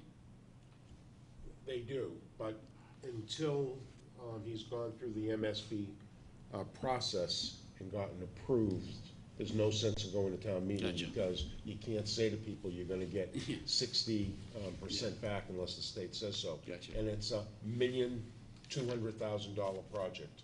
So my recommendation to Scott was, if they give us the approval, then we get the article. If not, then after we get the approval, at the next town meeting, he'll go for the article. Okay. Or I'll ask the committee to put in an article. Rhonda, you all set, Mike? I'm all set, thank you. I know one of the things that we said regarding Minot was that all the hoops that we had to jump through to get on the list. And then we went out for the vote, and it didn't pass, and that next time we would go for the vote first and then try to get on the list. Why is this different? Because you can't get on the. It is easier to ask people for $500,000 as the total cost of the project versus a $22 million renovation of one of our elementary schools. Because that was the question. It wasn't about the $500,000 study. It was, this only gets us the plans. Then they're gonna come back asking us for another, $14 million. So that's why I think this is different. Okay. Let's hope it's easy. Hasn't been yet. We've just received permission to start the application process from the Mass State Building Authority, so I'll certainly keep you posted on that. Yeah, and I meant more about getting the vote. So. Oh, okay. Okay. I forgot. Okay. I just reminded myself, your last item here on the submit a plan including a timeline to eliminate the use of the portables classification, rejected. And I just want to say, good for you, because there's nothing wrong with with that portable for what it's being used for. Right, it's funny you should say that, but we've got some issues with the heating, but Oh, no. Well,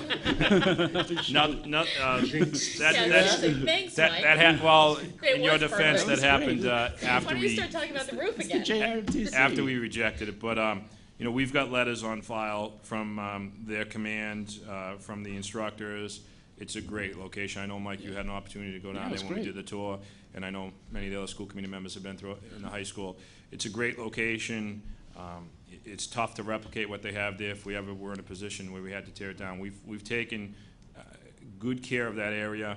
There's some things I'd like to do, and as it mentions, I believe in the last paragraph, from a cosmetic standpoint, there's some things that I wanted to do. I held off on that this past year because of the uncertainty with their recommendation, but there are periods in time, and we talked about the 8th graders, we just didn't have room. There are periods in time where there are only 4 classrooms that are available. So to take 3 classrooms out of the portables and move them in, I'm in a position where I might have 1 classroom that's now available, and I would have to have these people rotating. And I think what you saw in the enrollment increases, a lot of that has to do with that they have a central location that meets their needs. So I appreciate that. I'm done. Thank you. I think you have a couple of clubs you'd like us to approve. I believe it's just 1 club. I'm glad to hear I hope that. it's just 1 club, because that's all I have in front of me. So, but I understand I'll be back at some point in time for another club. So before I start, we have quite a few clubs on the books, if you will. And actually, Michelle sent me an email and said, okay, which club is this going to replace, because you don't have funding for a new club. Unfortunately, because of either lack of interest on the students' part or possibly the lack of having an advisor, a staff advisor, we have a few clubs that don't run. But we do offer, I believe last count was close to 20 clubs, and these are clubs similar to Code Club, SAD, Drama Club. There's all kinds of different clubs. There's a group of students that are very interested in this club, and I'm probably going to mispronounce this, but Yu-Gi-Oh! Club. I guess it's a rave with teenagers. I got educated on this about a month ago, and basically it's a card game, and you build your own deck and play against an opponent, and the decks are based off of things such as dragons, water, robots, and to give you a few examples. They have spell cards, monster cards, trap cards, which they need to use strategically to beat the opponent. I asked the person who's interested in being the advisor for these 12 students that want to have this club, how does it relate to our curriculum?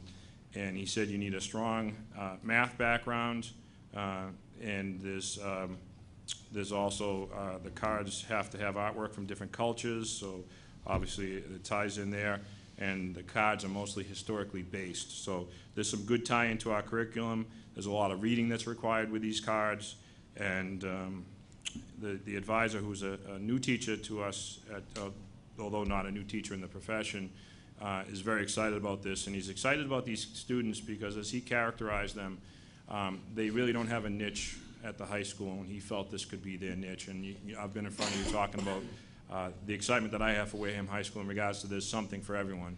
But he feels that these group of kids, and I believe you may even have the names in the packet, need to have a niche. So I'm here in front of you today to ask that we accept this club in place of one of the other clubs that we are no longer offering that would have the funding to offset any costs that would be incurred. Yes. What is the minimum number of students that you require in a club before you start looking at it that it might need to be I dismantled? believe the number's 12 is the minimum. And what we found, it could be, it could be 10, but I believe it's 12. And what we found is that once you get the club going, the students kind of self-generate some interest, and there are more kids that come in once you get it off the ground. They're required, the advisors, to be paid. There's 2 requirements. They have to have the attendance of, and again, it's either 10 or 12. I could certainly get back to you on that. For the students attending the meetings, and they also have to do a mid-year and a final report in order to get the small stipend that they get as advisors. Right. And so there's 10 kids that are interested in this club. Is there a percentage over the course of the year of how many kids need to be part of the meetings, and because you can generate all this excitement, but then all of a sudden halfway through the year you only have 4 kids. Right. So And then is there a requirement for that also? They have to maintain, and I believe it's, now that you said it's 10, I wasn't sure if it was 10 or 12, they have to maintain that group in attendance throughout the year. If they get down to 6 or 7, then the club unfortunately has to stop. But usually Right. the advisors don't allow that to happen. They usually do a lot of recruiting and make sure that they have enough students to substantiate the club and to rationalize us giving them a small stipend. Right, because I think that in this case, because of the stipend that's tied to it, you have just 10 kids that are interested in it, and that if you lose 1, then you're not meeting the minimum. Right. The stipend doesn't go away for the year. Or can it be canceled Oh, mid-year? Absolutely. And We the have, stipend we can be have, taken we away have mid-year. teachers that are advisors that weren't able to make a run with the program, weren't able to maintain a certain level of interest, and they don't get the stipend. Okay. So there is some motivation to make sure the kids show up. I mean, they're not making a lot of money. It might be like a couple $100s, but it's, again, we found that the clubs that we do have a motivated staff member and kids that are interested, they may start off 10, 12, but they usually multiply once the meetings get started. Those are all the questions I had. Anybody else have any questions? Cindy, are you familiar with Yu-Gi-Oh Club? Or Yu-Gi-Oh, I should say? Yeah.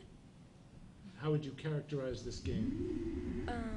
It's a card game, and it's kind of like chess, but like not like chess, but you have to think on your feet, and there's a lot of math. I remember when I used to play, I would have to have like a calculator. There's a lot of math involved, and you have to, like, every card has their own like little thing, and you have to, there's like tiny print on it, so you gotta read it. I think it's really good. My brother pays it.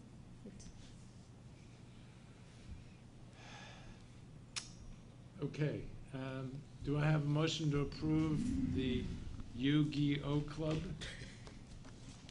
I just want to say yogi. So moved. Second. I think I heard a second. Second. I must confess, this is one of my more difficult votes, but since Cindy said it was like chess and had a lot of math, I guess I can. Okay, all those in favor? Aye. Aye. Opposed, abstain, 5-0-0. Great, thank you. Before you leave, though, I have something that I was really excited about, which was the Wareham, the Student Global Education Team. Is that something that you wanted to talk to us about? Well, I know we have requested to come in front of you. I didn't see Tonight it. is not, you'd like to Good put that off? We had it. Oh, I'm sorry, I didn't, I was under the impression that was gonna be at the next meeting. I apologize. But if you'd prefer to put it off, that's up Well, to you. I probably shouldn't, because I think Mr. St. Julian was under the impression it was already official club, and I said, this is not a pilot club at this point in time. I have enough information to talk about it. I know you've had a presentation already from Mr. St. Julian. I believe, this past summer in regards to their plans on going to Cape Verde. So I think I'm well versed that I could make this happen.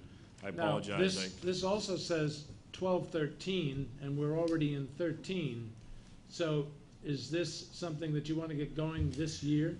I do. Again, Mr. St. Julian was under the impression it was already a club, and I said, I don't remember going in front of the school committee for this, so that's why we did put the request in, and I thought this was going to be for the next meeting. But I am, again, fairly well-versed in the club. I know they've been in front of you at least once, and I know many of you went to their fundraiser at Deacon's Elementary School a few months ago. It speaks for itself. We've had the material in front of us now, so I'm not sure if people have questions about it. And if I can, just to give you a little background, it was a club, I don't believe it was an official club, a few years back, where they did some Skyping, and then basically what I think between Dr. Binovich's trip and then their plans for going to Cape Verde, this has really kind of taken on a huge part of the Wareham High School. There are a lot of students that are involved, more than 12. And I believe they have close to 20 students that are going to be going to Cape Verde. Several teachers in the district and some citizens as well, I believe, are attending that trip in April. They have done fundraisers. But the piece that I really enjoy is the Skyping piece. They Skyped with Dr. Rabinovich in Beijing. We've Skyped with one of our past foreign exchange students in Germany. We Skype with Cape Verde usually every other month. So it's exciting, and it's great for us to see the kids excited about learning about different cultures, but also obviously the culmination is the big trip to Cape Verde This year. this year. Okay. Motion to approve? I do have a question, sorry. Is there a cost to this club? There are no costs to any clubs. Okay, meaning Okay. the stipend, There is a stipend for the advisor. right, but is it budget neutral because of the Because it other? offsets one that is not running. Okay. That is correct. All right, just want to make sure. Thanks. Motion to approve? So moved. Second? Second. All those in favor? Aye. Aye. Opposed? Abstained? Thank you, Scott. Thank you. 500. Mr. St. Julian will be very happy. You batted 1,000 today, very good. I should have came in front of you for some money. And Wareham beat Case. That would have been pressing your luck, sir. Thank you. There you go. Yeah, speaking of that bus that you took to pick up those computers, you reimbursed Mr. Tatro for that, right? Absolutely. I've got the bill to prove it. Yes. Didn't have to pay for a driver, though. Scotty. It's Palladino, and I said Wareham beat Case. Thank you. They were up at halftime by, I believe, 7. Go Vikings. Okay, the next thing on the agenda is the vote on the FY14 school budget. There are 3 votes involved in the process. One is non-net, second is net, and then the total. People should recuse themselves as they feel necessary. I do want to put this budget in context, and I wish I was the bearer of some positive news, but I recently sent you the so-called cherry sheets, which includes the state aid for the schools as well as the general aid for the town. When you take the aid and subtract the assessments, the increase for this year over last year was about $50,000. In other words, it was almost insignificant, and of course it was the governor's numbers, which sometimes are as good as it gets, but that's not the thing I want you to be aware of. You need to be aware that in order for these cherry sheets to be,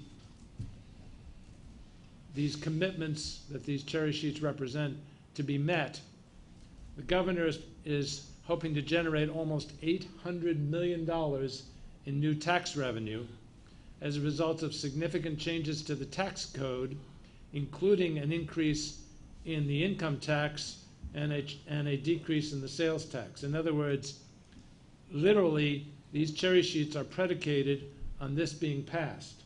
So I don't know about you, but that makes me really nervous. I don't think he can speak for the legislature. They frequently have a mind of their own. So keep in mind that the state aid even is minimal increase over last year, or I should say this year, because we're talking about next year. and it's predicated on a significant change in the tax code. The other thing you should be aware, a few other things you should be aware of. Circuit breaker is projected to drop from 75% to 70%. I haven't quantified, I haven't asked Bob what that means in dollars and cents. I won't put him on the spot unless he feels like telling us what that number is. But the bottom line is it's 5% less special education reimbursement than we were hoping to get. And then finally, after only 1 year of McKinney-Vento, the governor, as part of this budget, has cut in half the reimbursement for this mandate.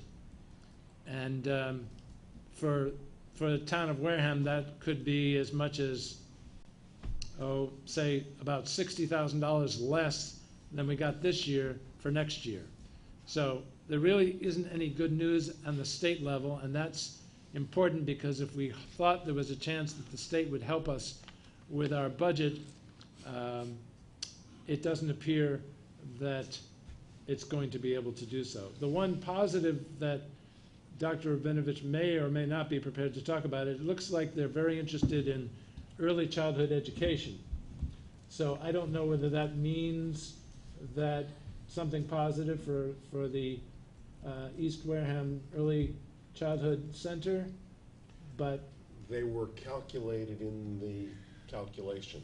The problem that we're having is because we have over 100 fewer students, when you then add the preschool students, it doesn't add up. In some of our preschool, I think maybe half days, so.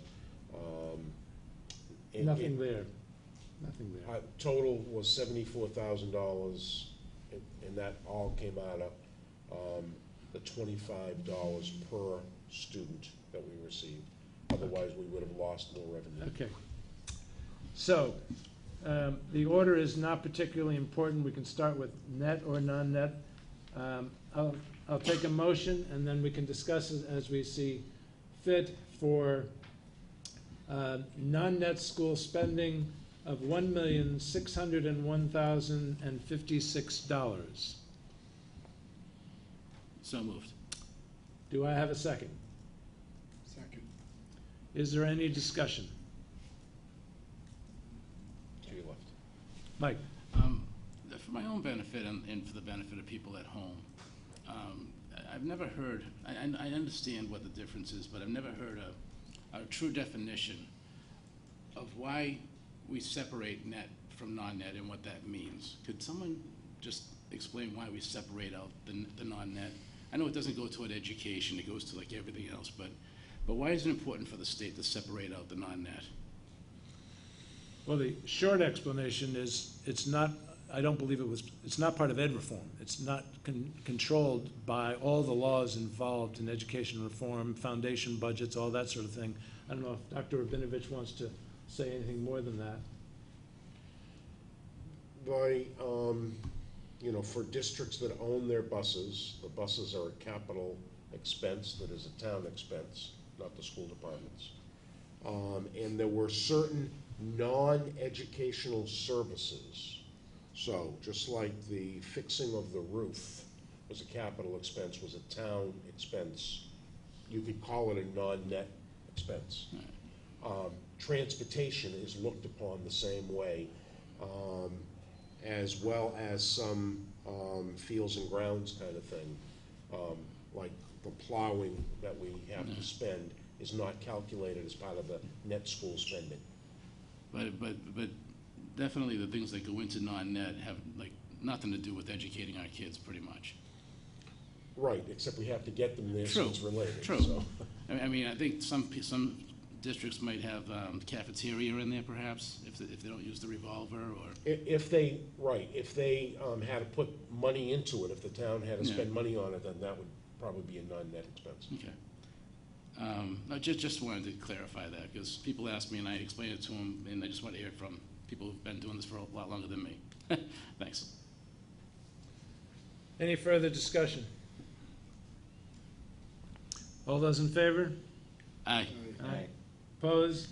Abstain? 500. Did you get a motion? Yes. I moved Oh. and Kenny seconded. Sorry, thanks. Michelle wouldn't let me get away with that. I know, that's why I kept looking at it. Net school spending, $27,018,325. So moved. I have a motion to approve. Second. Second, is there any discussion? All those in favor? Aye. Opposed? Abstain? Abstain.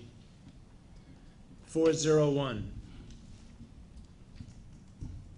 And a total budget for fiscal year 2014, $28,619,381. Motion to approve. So moved. Second. Second. Any discussion?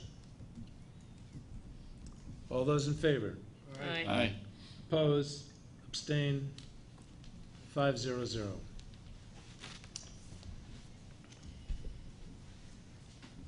Next item on the agenda is the grade 5 configuration. We will be asking for a vote, or I will be asking for a vote on this. And I think it's fair to say it is based on the recommendation of our superintendent. Do you want to elaborate on that?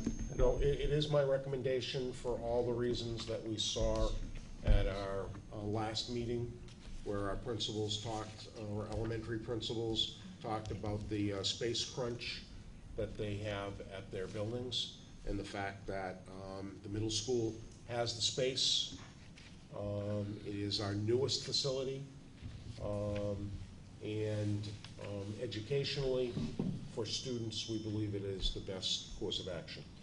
Now, just to be clear, you obviously understand that this has implications for transportation. And despite those implications, you still feel, I guess the bottom line is you don't want what happens you don't want to sacrifice the education that goes on in the buildings to accommodate transportation. That is correct. We will deal with transportation separately, as you mentioned earlier. I had another thought about how we can transport elementary, we can transport middle school, and do high school separate. Okay. Any discussion on the transfer of the grade 5s from both Minot and Deacon's to the middle school for the next school year? I have a question. Yes. So going back to the transportation presentation, where it was on the third slide or fourth slide, where you talked about the addition of 5th grade and approximately 900 students, that we would need 18 buses, and that this leaves no room to transport 9 through 12. If we receive the $150,000, we still have that problem, correct? And is that what you're talking about, going to a 3-tier system? I am talking about going to a 3-tier system. And the 3-tier system will actually allow us to reduce some buses off the road. We currently have 21 large buses on the road. So even if we transported all the middle school students, didn't narrow the thing because we're not gonna make that decision today, that would take 18 buses. Therefore, we would save 3 buses at approximately $30,000 a bus, which is $90,000 saved. But still able to transport the 9 through 12 students? That is correct. With an earlier run, in essence. Okay. And we will only need 6 because there are only 600 students there. We have a number of children that don't ride the bus, so there are less buses necessary. So you'd only need about 8 buses to be on that. I think we've calculated at one point 6 buses would be necessary for that. Okay. And when you're talking about a 3-tiered system and changing school hours or opening time, or is that something that needs to come back to this committee to discuss, or is that? It will come back as part of the whole transportation vote. Okay. All right. I just want to know where that kind of falls in. Okay. Yeah, and just to be clear, it is really not fair to be quizzing the superintendent on the particulars of this, because there are all sorts of elements to this, including increased number of drivers that might be eligible for benefits. The cost of those benefits have to be factored in.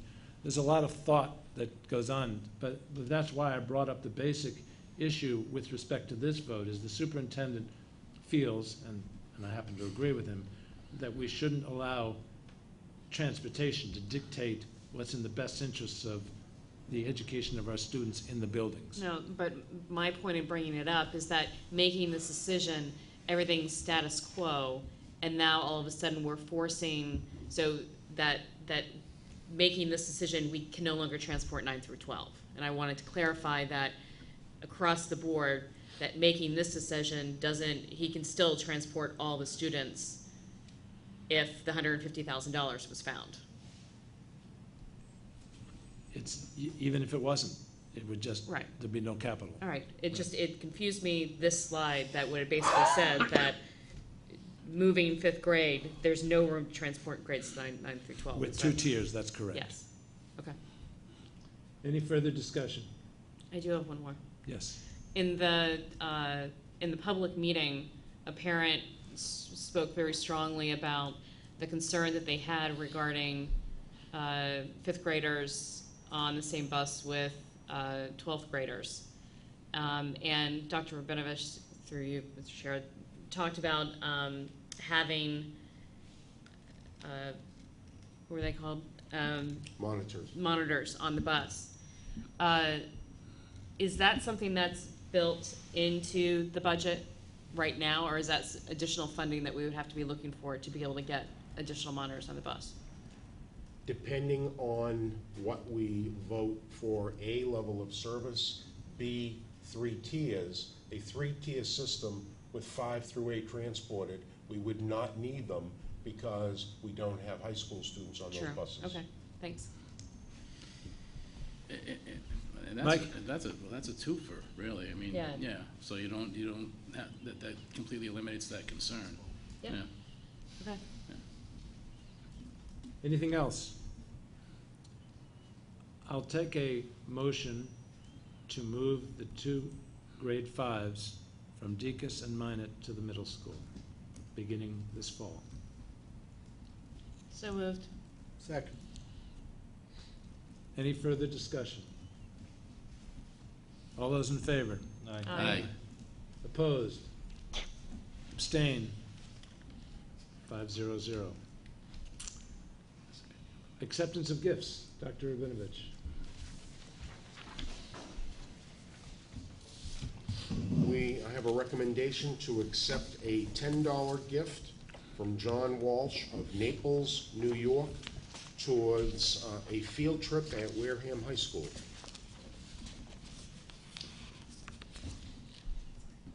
So moved. Move, sorry. Second? Second.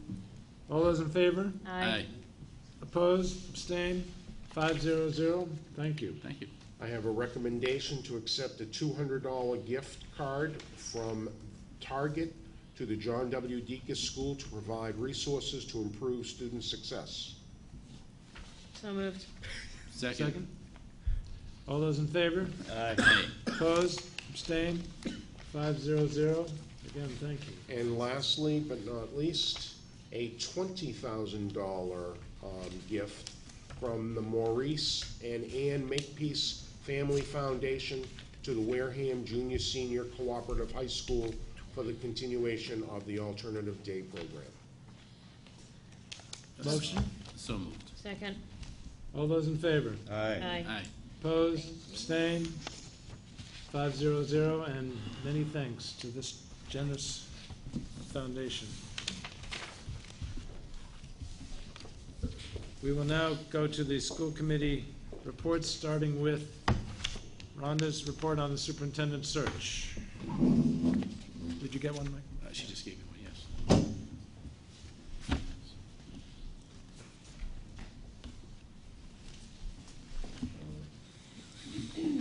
So I put this presentation together in about a half an hour before the meeting. So if there's any grammar mistakes, I'm going to ask our educators up on the panel not to, hurt me.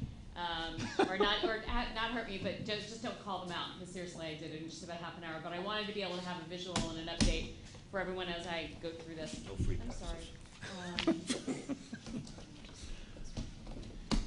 So just a quick update on where we are right now. On January 12th, the school committee interviewed 2 search firm finalists and chose Ray & Associates. On the 28th and 29th, Ray & Associates conducted school committee interviews, and most of the members were able to meet with Ray & Associates over the phone or via Skype, where they went through a series of questions that is the first part of gathering input into the superintendent job description and profile. And so that was really the next step. Today. How many have been completed? I'm sorry? How many have been completed? 4. Okay. Mr. Flaherty, have you completed yours? Yeah, why are you looking at me? I have not. You have not. He's got a new job, though. Mr. Font, is it scheduled? She didn't say we couldn't abuse you. I did. She will give me new dates next week when I have flexibility in my schedule. Okay. He's straight out. I mean, Kenny, too. Yeah, we already talked I about it. forgot he's not retired anymore. Right. So last night and today, I received several documents that pretty much cover suggested process and timeline, and I need one other copy, sorry. It's right by your desk. There was an extra one. Yeah. Thanks. Because I don't have those in the presentation.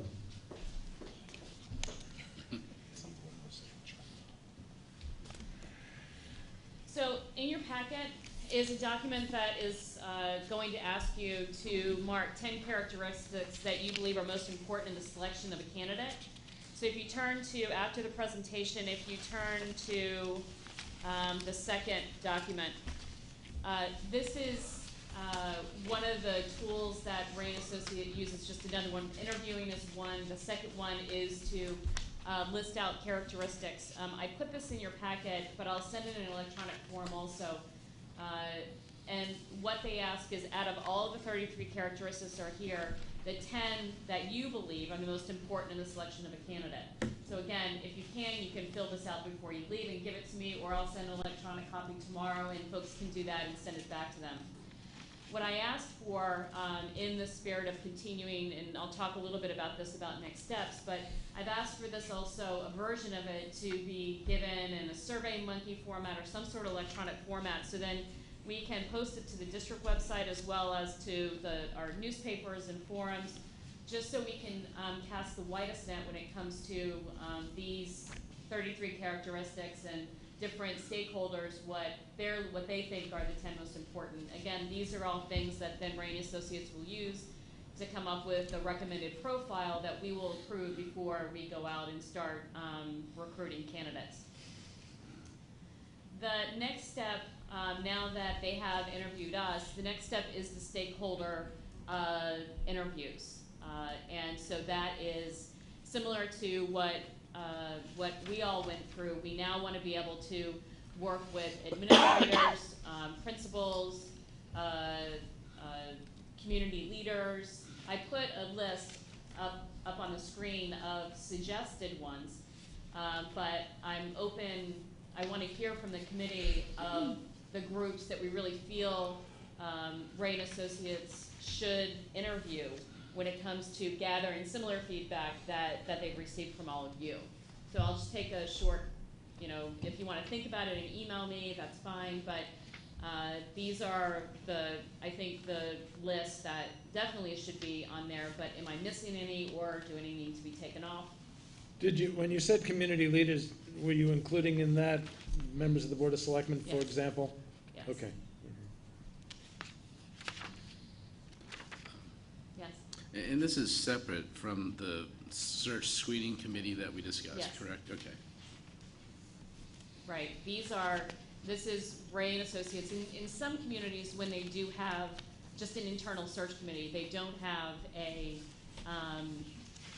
search firm helping them out, then that's something that they would do. But because we are paying for the search firm, this is what their expertise is, that they have a list of questions that they ask across the board nationally but then do focus questions specifically on the groups based on some of the feedback that they received back from the school committee. So they would conduct these, and they would conduct them to save the district money through Skype. So the idea is that each one of the subgroups, we would schedule them. Michelle and I are gonna, the scheduling that we're gonna have to do is gonna be a nightmare, but basically doing the scheduling, doing them in this room, having them on Skype similar to what we did, and then there would be individuals that would come up and make comments based on the questions, or if we can have a way to, have people sit in their own seats and just have a microphone, but somehow saving the district money by doing this by Skype and then having the subgroups physically in this room so then we can do it that way. My suggestion is just get back to Rhonda sometime over the next day or two if you have any suggestions about stakeholders, rather than just going back and forth tonight. Right, and just so you know, in your packet I also Excuse me, provided. Cliff? I'm sorry, yes. Has the committee been selected yet?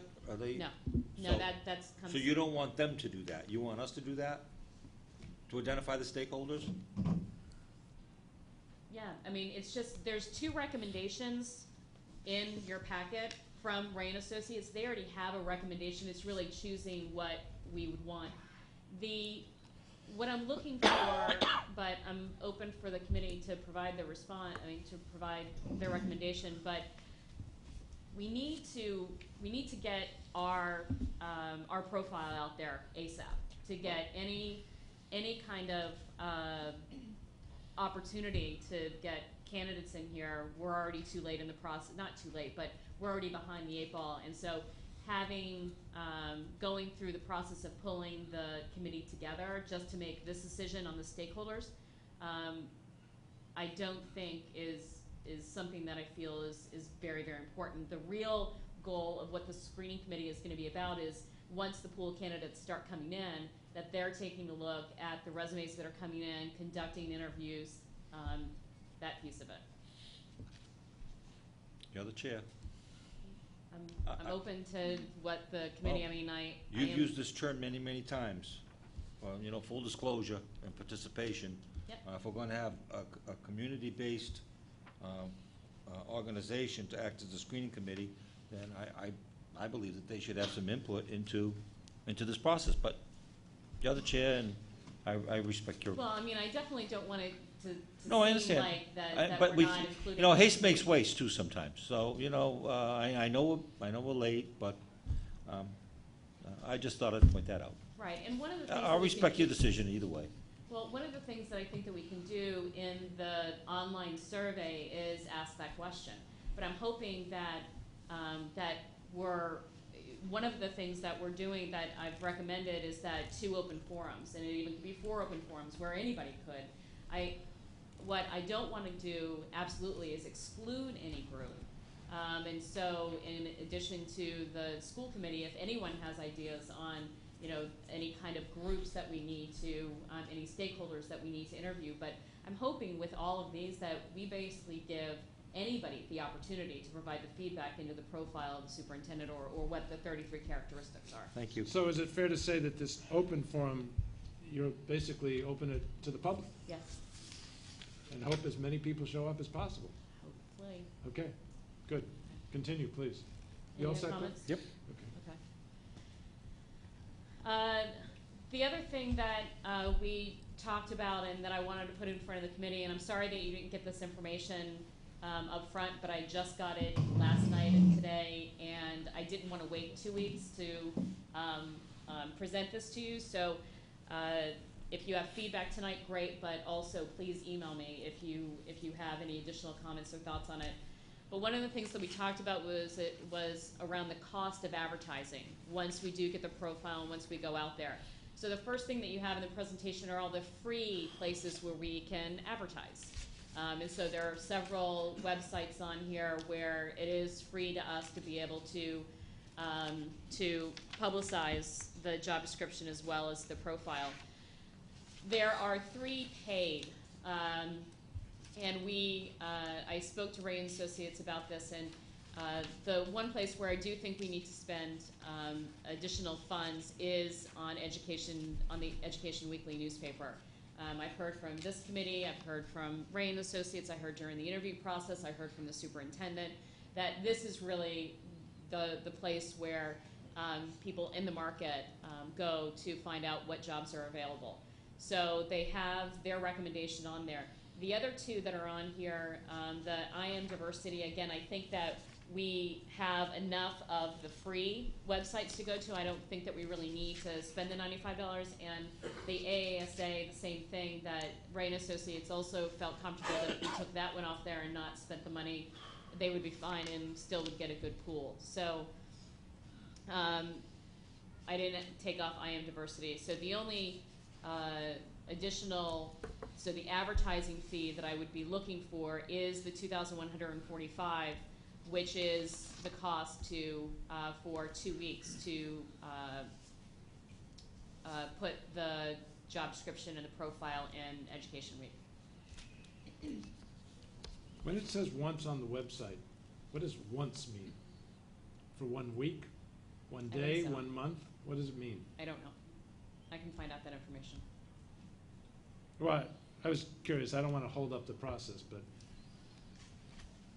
I think there's a limit as to how long it'll stay up there.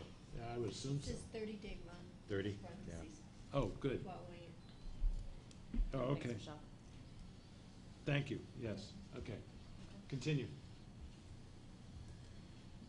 So, in your packet, you do have the full timeline. So there are 5 stages in the process that's recommended. Again, this is a suggested process and timeline.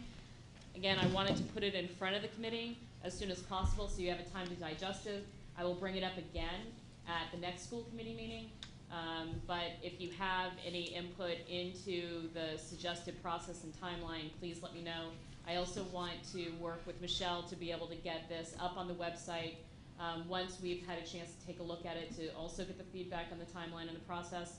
What isn't in the stage 2 or 3 is the screening committee that I need to work with them to be able to put that in there. So the recruitment of the screening committee and then what their roles and responsibilities are, that will also be included in here. But generally, what I just put in the presentation is stage 1 and stage 2, and the biggest date that we're looking for right now is February 13th to finalize the superintendent profile. I think they are aggressive when it comes to February 7th for the stakeholder input meetings. But again, I just got this today, so I need to work with Michelle. We need to get feedback on what stakeholders we want to have in those meetings, and then we have to do our best to try to schedule them as soon as possible. Any questions on that? And that's there. So the next steps is to return the 33 qualities document as soon as you can.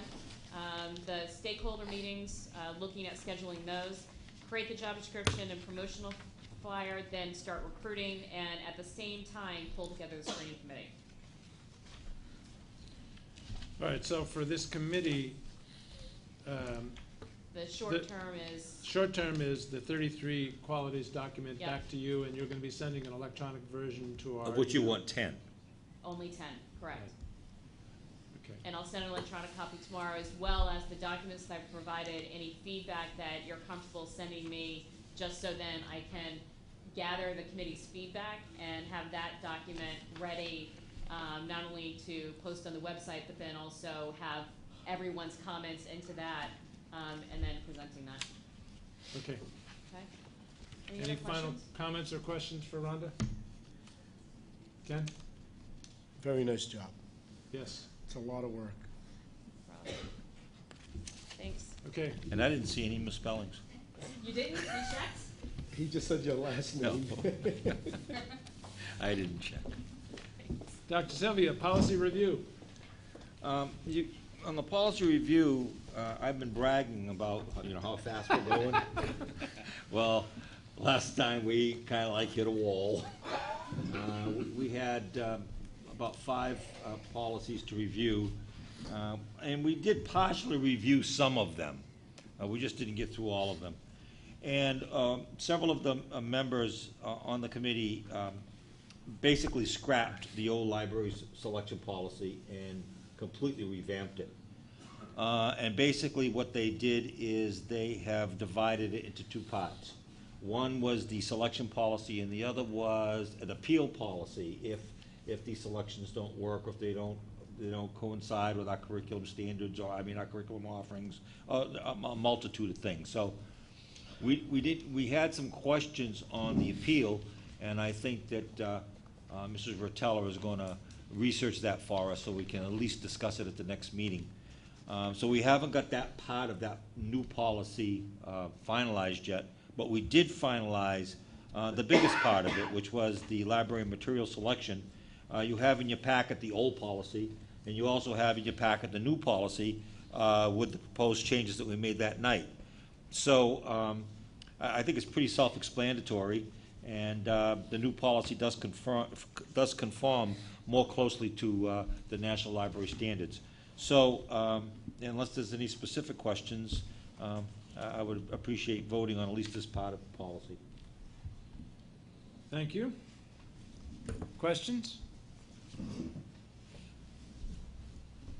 So just to be clear, this is the one that has the blue, my copy has the blue changes. Yes, that's the new format.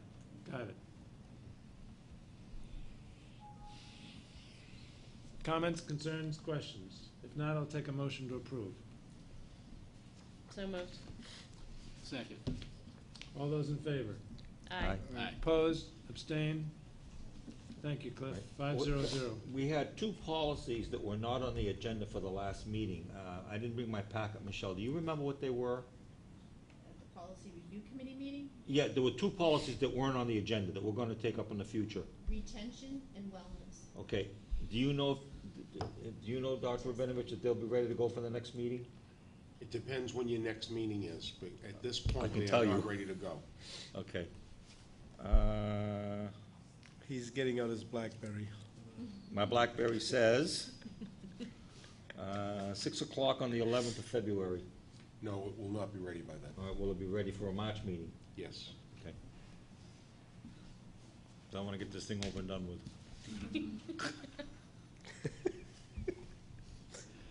Moving right along, next item on the agenda is Action Committee. I won't spend a lot of time on this. We've already addressed it to a certain extent. We will be reconvening the Action Committee once the Board of Selectmen has officially appointed someone to replace Mrs. Begley, and once Dr. Rabinovich tells me that he's got a specific proposal that we should consider with respect to how services will be provided, and now in the context of a 5 through 8 middle school. Is that a fair statement? Yep. So those are the two pieces that will cause it to be reconvened, and at that point, we should be able to vote on a number of issues as it pertains to transportation and actually take some action. Budget negotiations. The chairman of the Board of Selectmen and myself, plus the town administrator and our superintendent, met for a little over an hour this morning. Why does it not seem like this morning? That was a long time ago. It seems like a long time. And this morning, it was constructive, productive, creative, but very high level. We did not get into the nitty-gritty differences between the school's needs and the town's ability to support them. But we did make progress on a conceptual level. Yes, I'm being very vague because it was the kind of discussion that got into a lot of different areas. It was highly speculative, but I want to emphasize that it was extremely constructive and cordial. We will be meeting again on the 5th of March.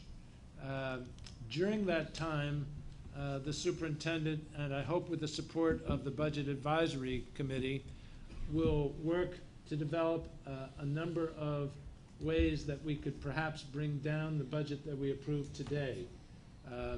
The town administrator will be doing similar things.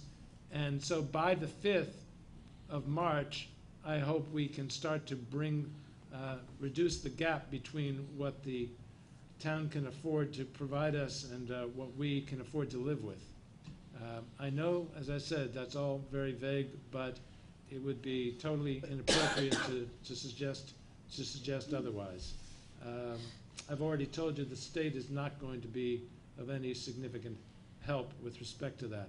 I did indicate to you that we may very well need a workshop before town meeting.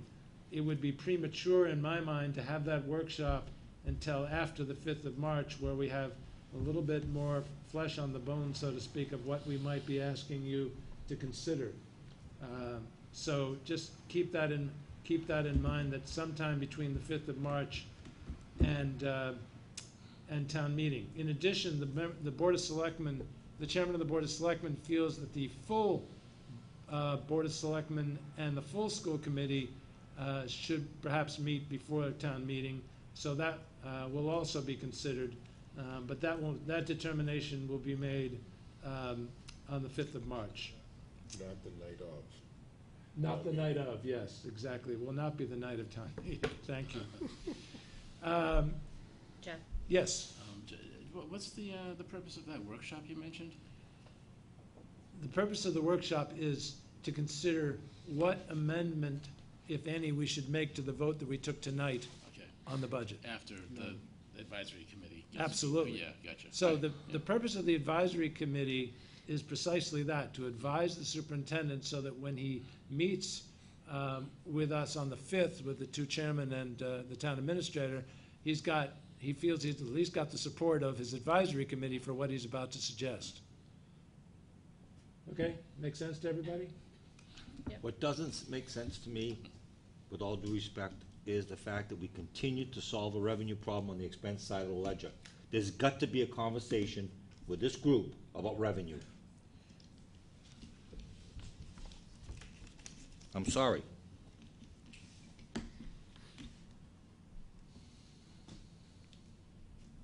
I would be the first to admit and to support that solving this problem would be much easier if we had more revenue.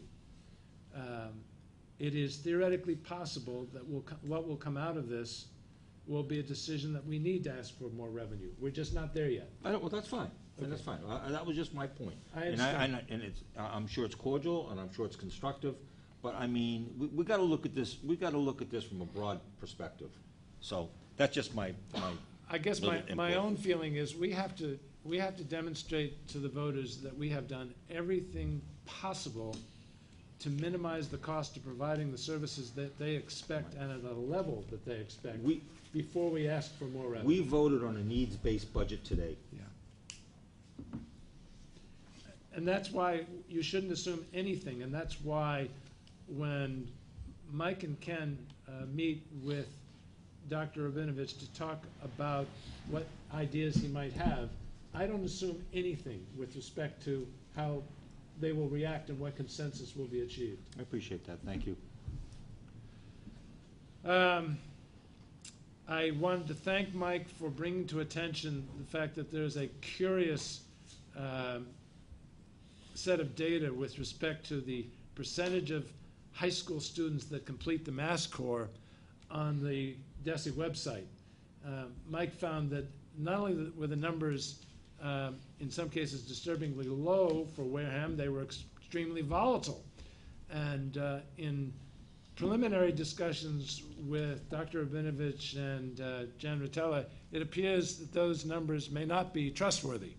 So I have asked this morning, as a matter of fact, for Mrs. Rotella to present during our February meeting on that subject. Don't know how long the presentation needs to be, but if it's data that's on a website and it doesn't reflect appropriately the reality, then I think we ought to hear the presentation, and then I will personally call DESI and complain about them publishing worthless data. That's assuming that turns out to be the case. And finally, I wanted to remind everybody that the superintendent has asked for volunteers to be on two search committees. One for the principal of the middle school and the other for the Director of Operations and Finance. So I hope people, if they have time, have volunteered. Can you give me an update? They have volunteered. Good, so you're in pretty good shape. Nobody has been appointed, but I have volunteers. That's all I wanted to know. Okay, not scrounging around for people. Well, that's a matter of opinion. Depends on who we picked. Dr. Sylvia, I am sure that only the highest level people I'm will only be kidding. participating. I know you're kidding. Moving Dr. on. Rabinovich, your report, please. Yes, I'd like to take the opportunity to talk about the relationship with Wareham Community Television. They have supported the schools during 2012 by building a studio within Wareham High School and funding a full-time teaching assistant to promote the media arts. Christian Fernandez, who's normally here taping or doing live our broadcast, spends at least half of his day at the high school. He teaches one class there, and he also participates in the after-school video club with the students. They have provided, the station got new equipment. They took the equipment that they had and moved it to the high school and built this studio. They've also done equipment loans to the schools, and they are beginning this new program called EduVision to provide a full-feature streaming portal and internet broadcast TV service for school administration, teachers, students.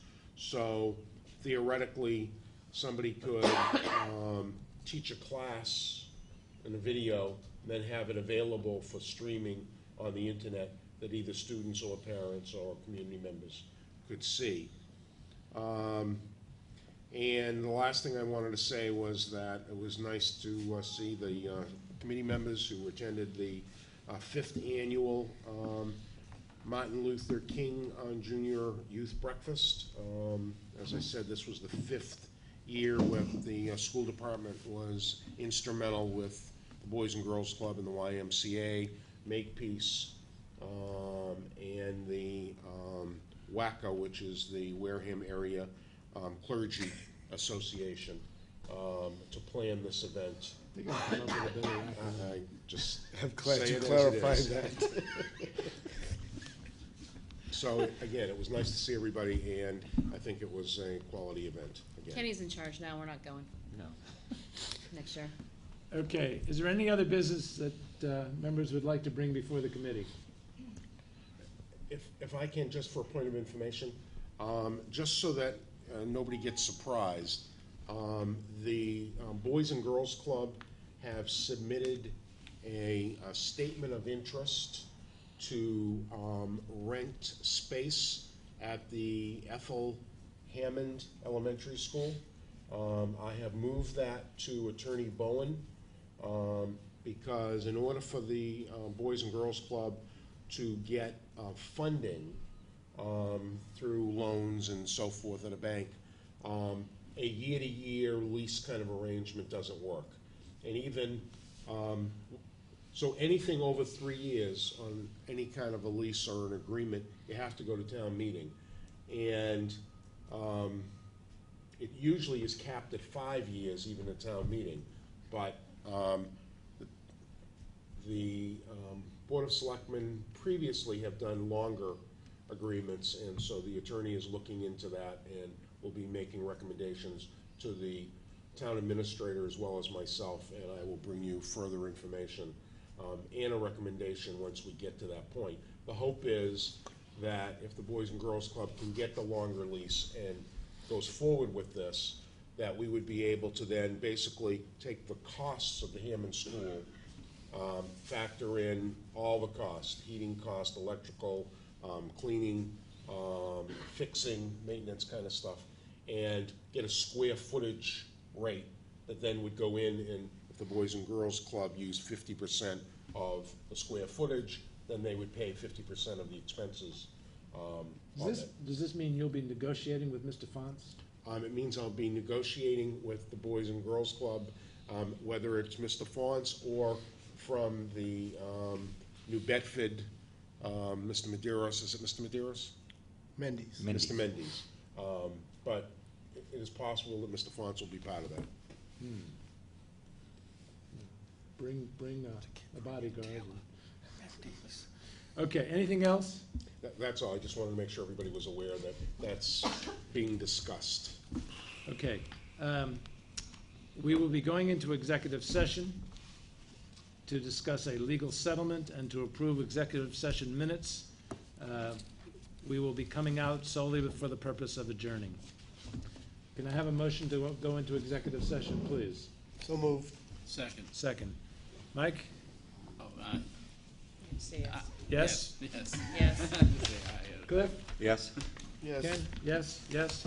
We're in executive session. Thank you very much, everybody. And I do want to know what game was so interesting on your laptop, Mr. Lazan, that Mrs. Panarisi found it so fascinating.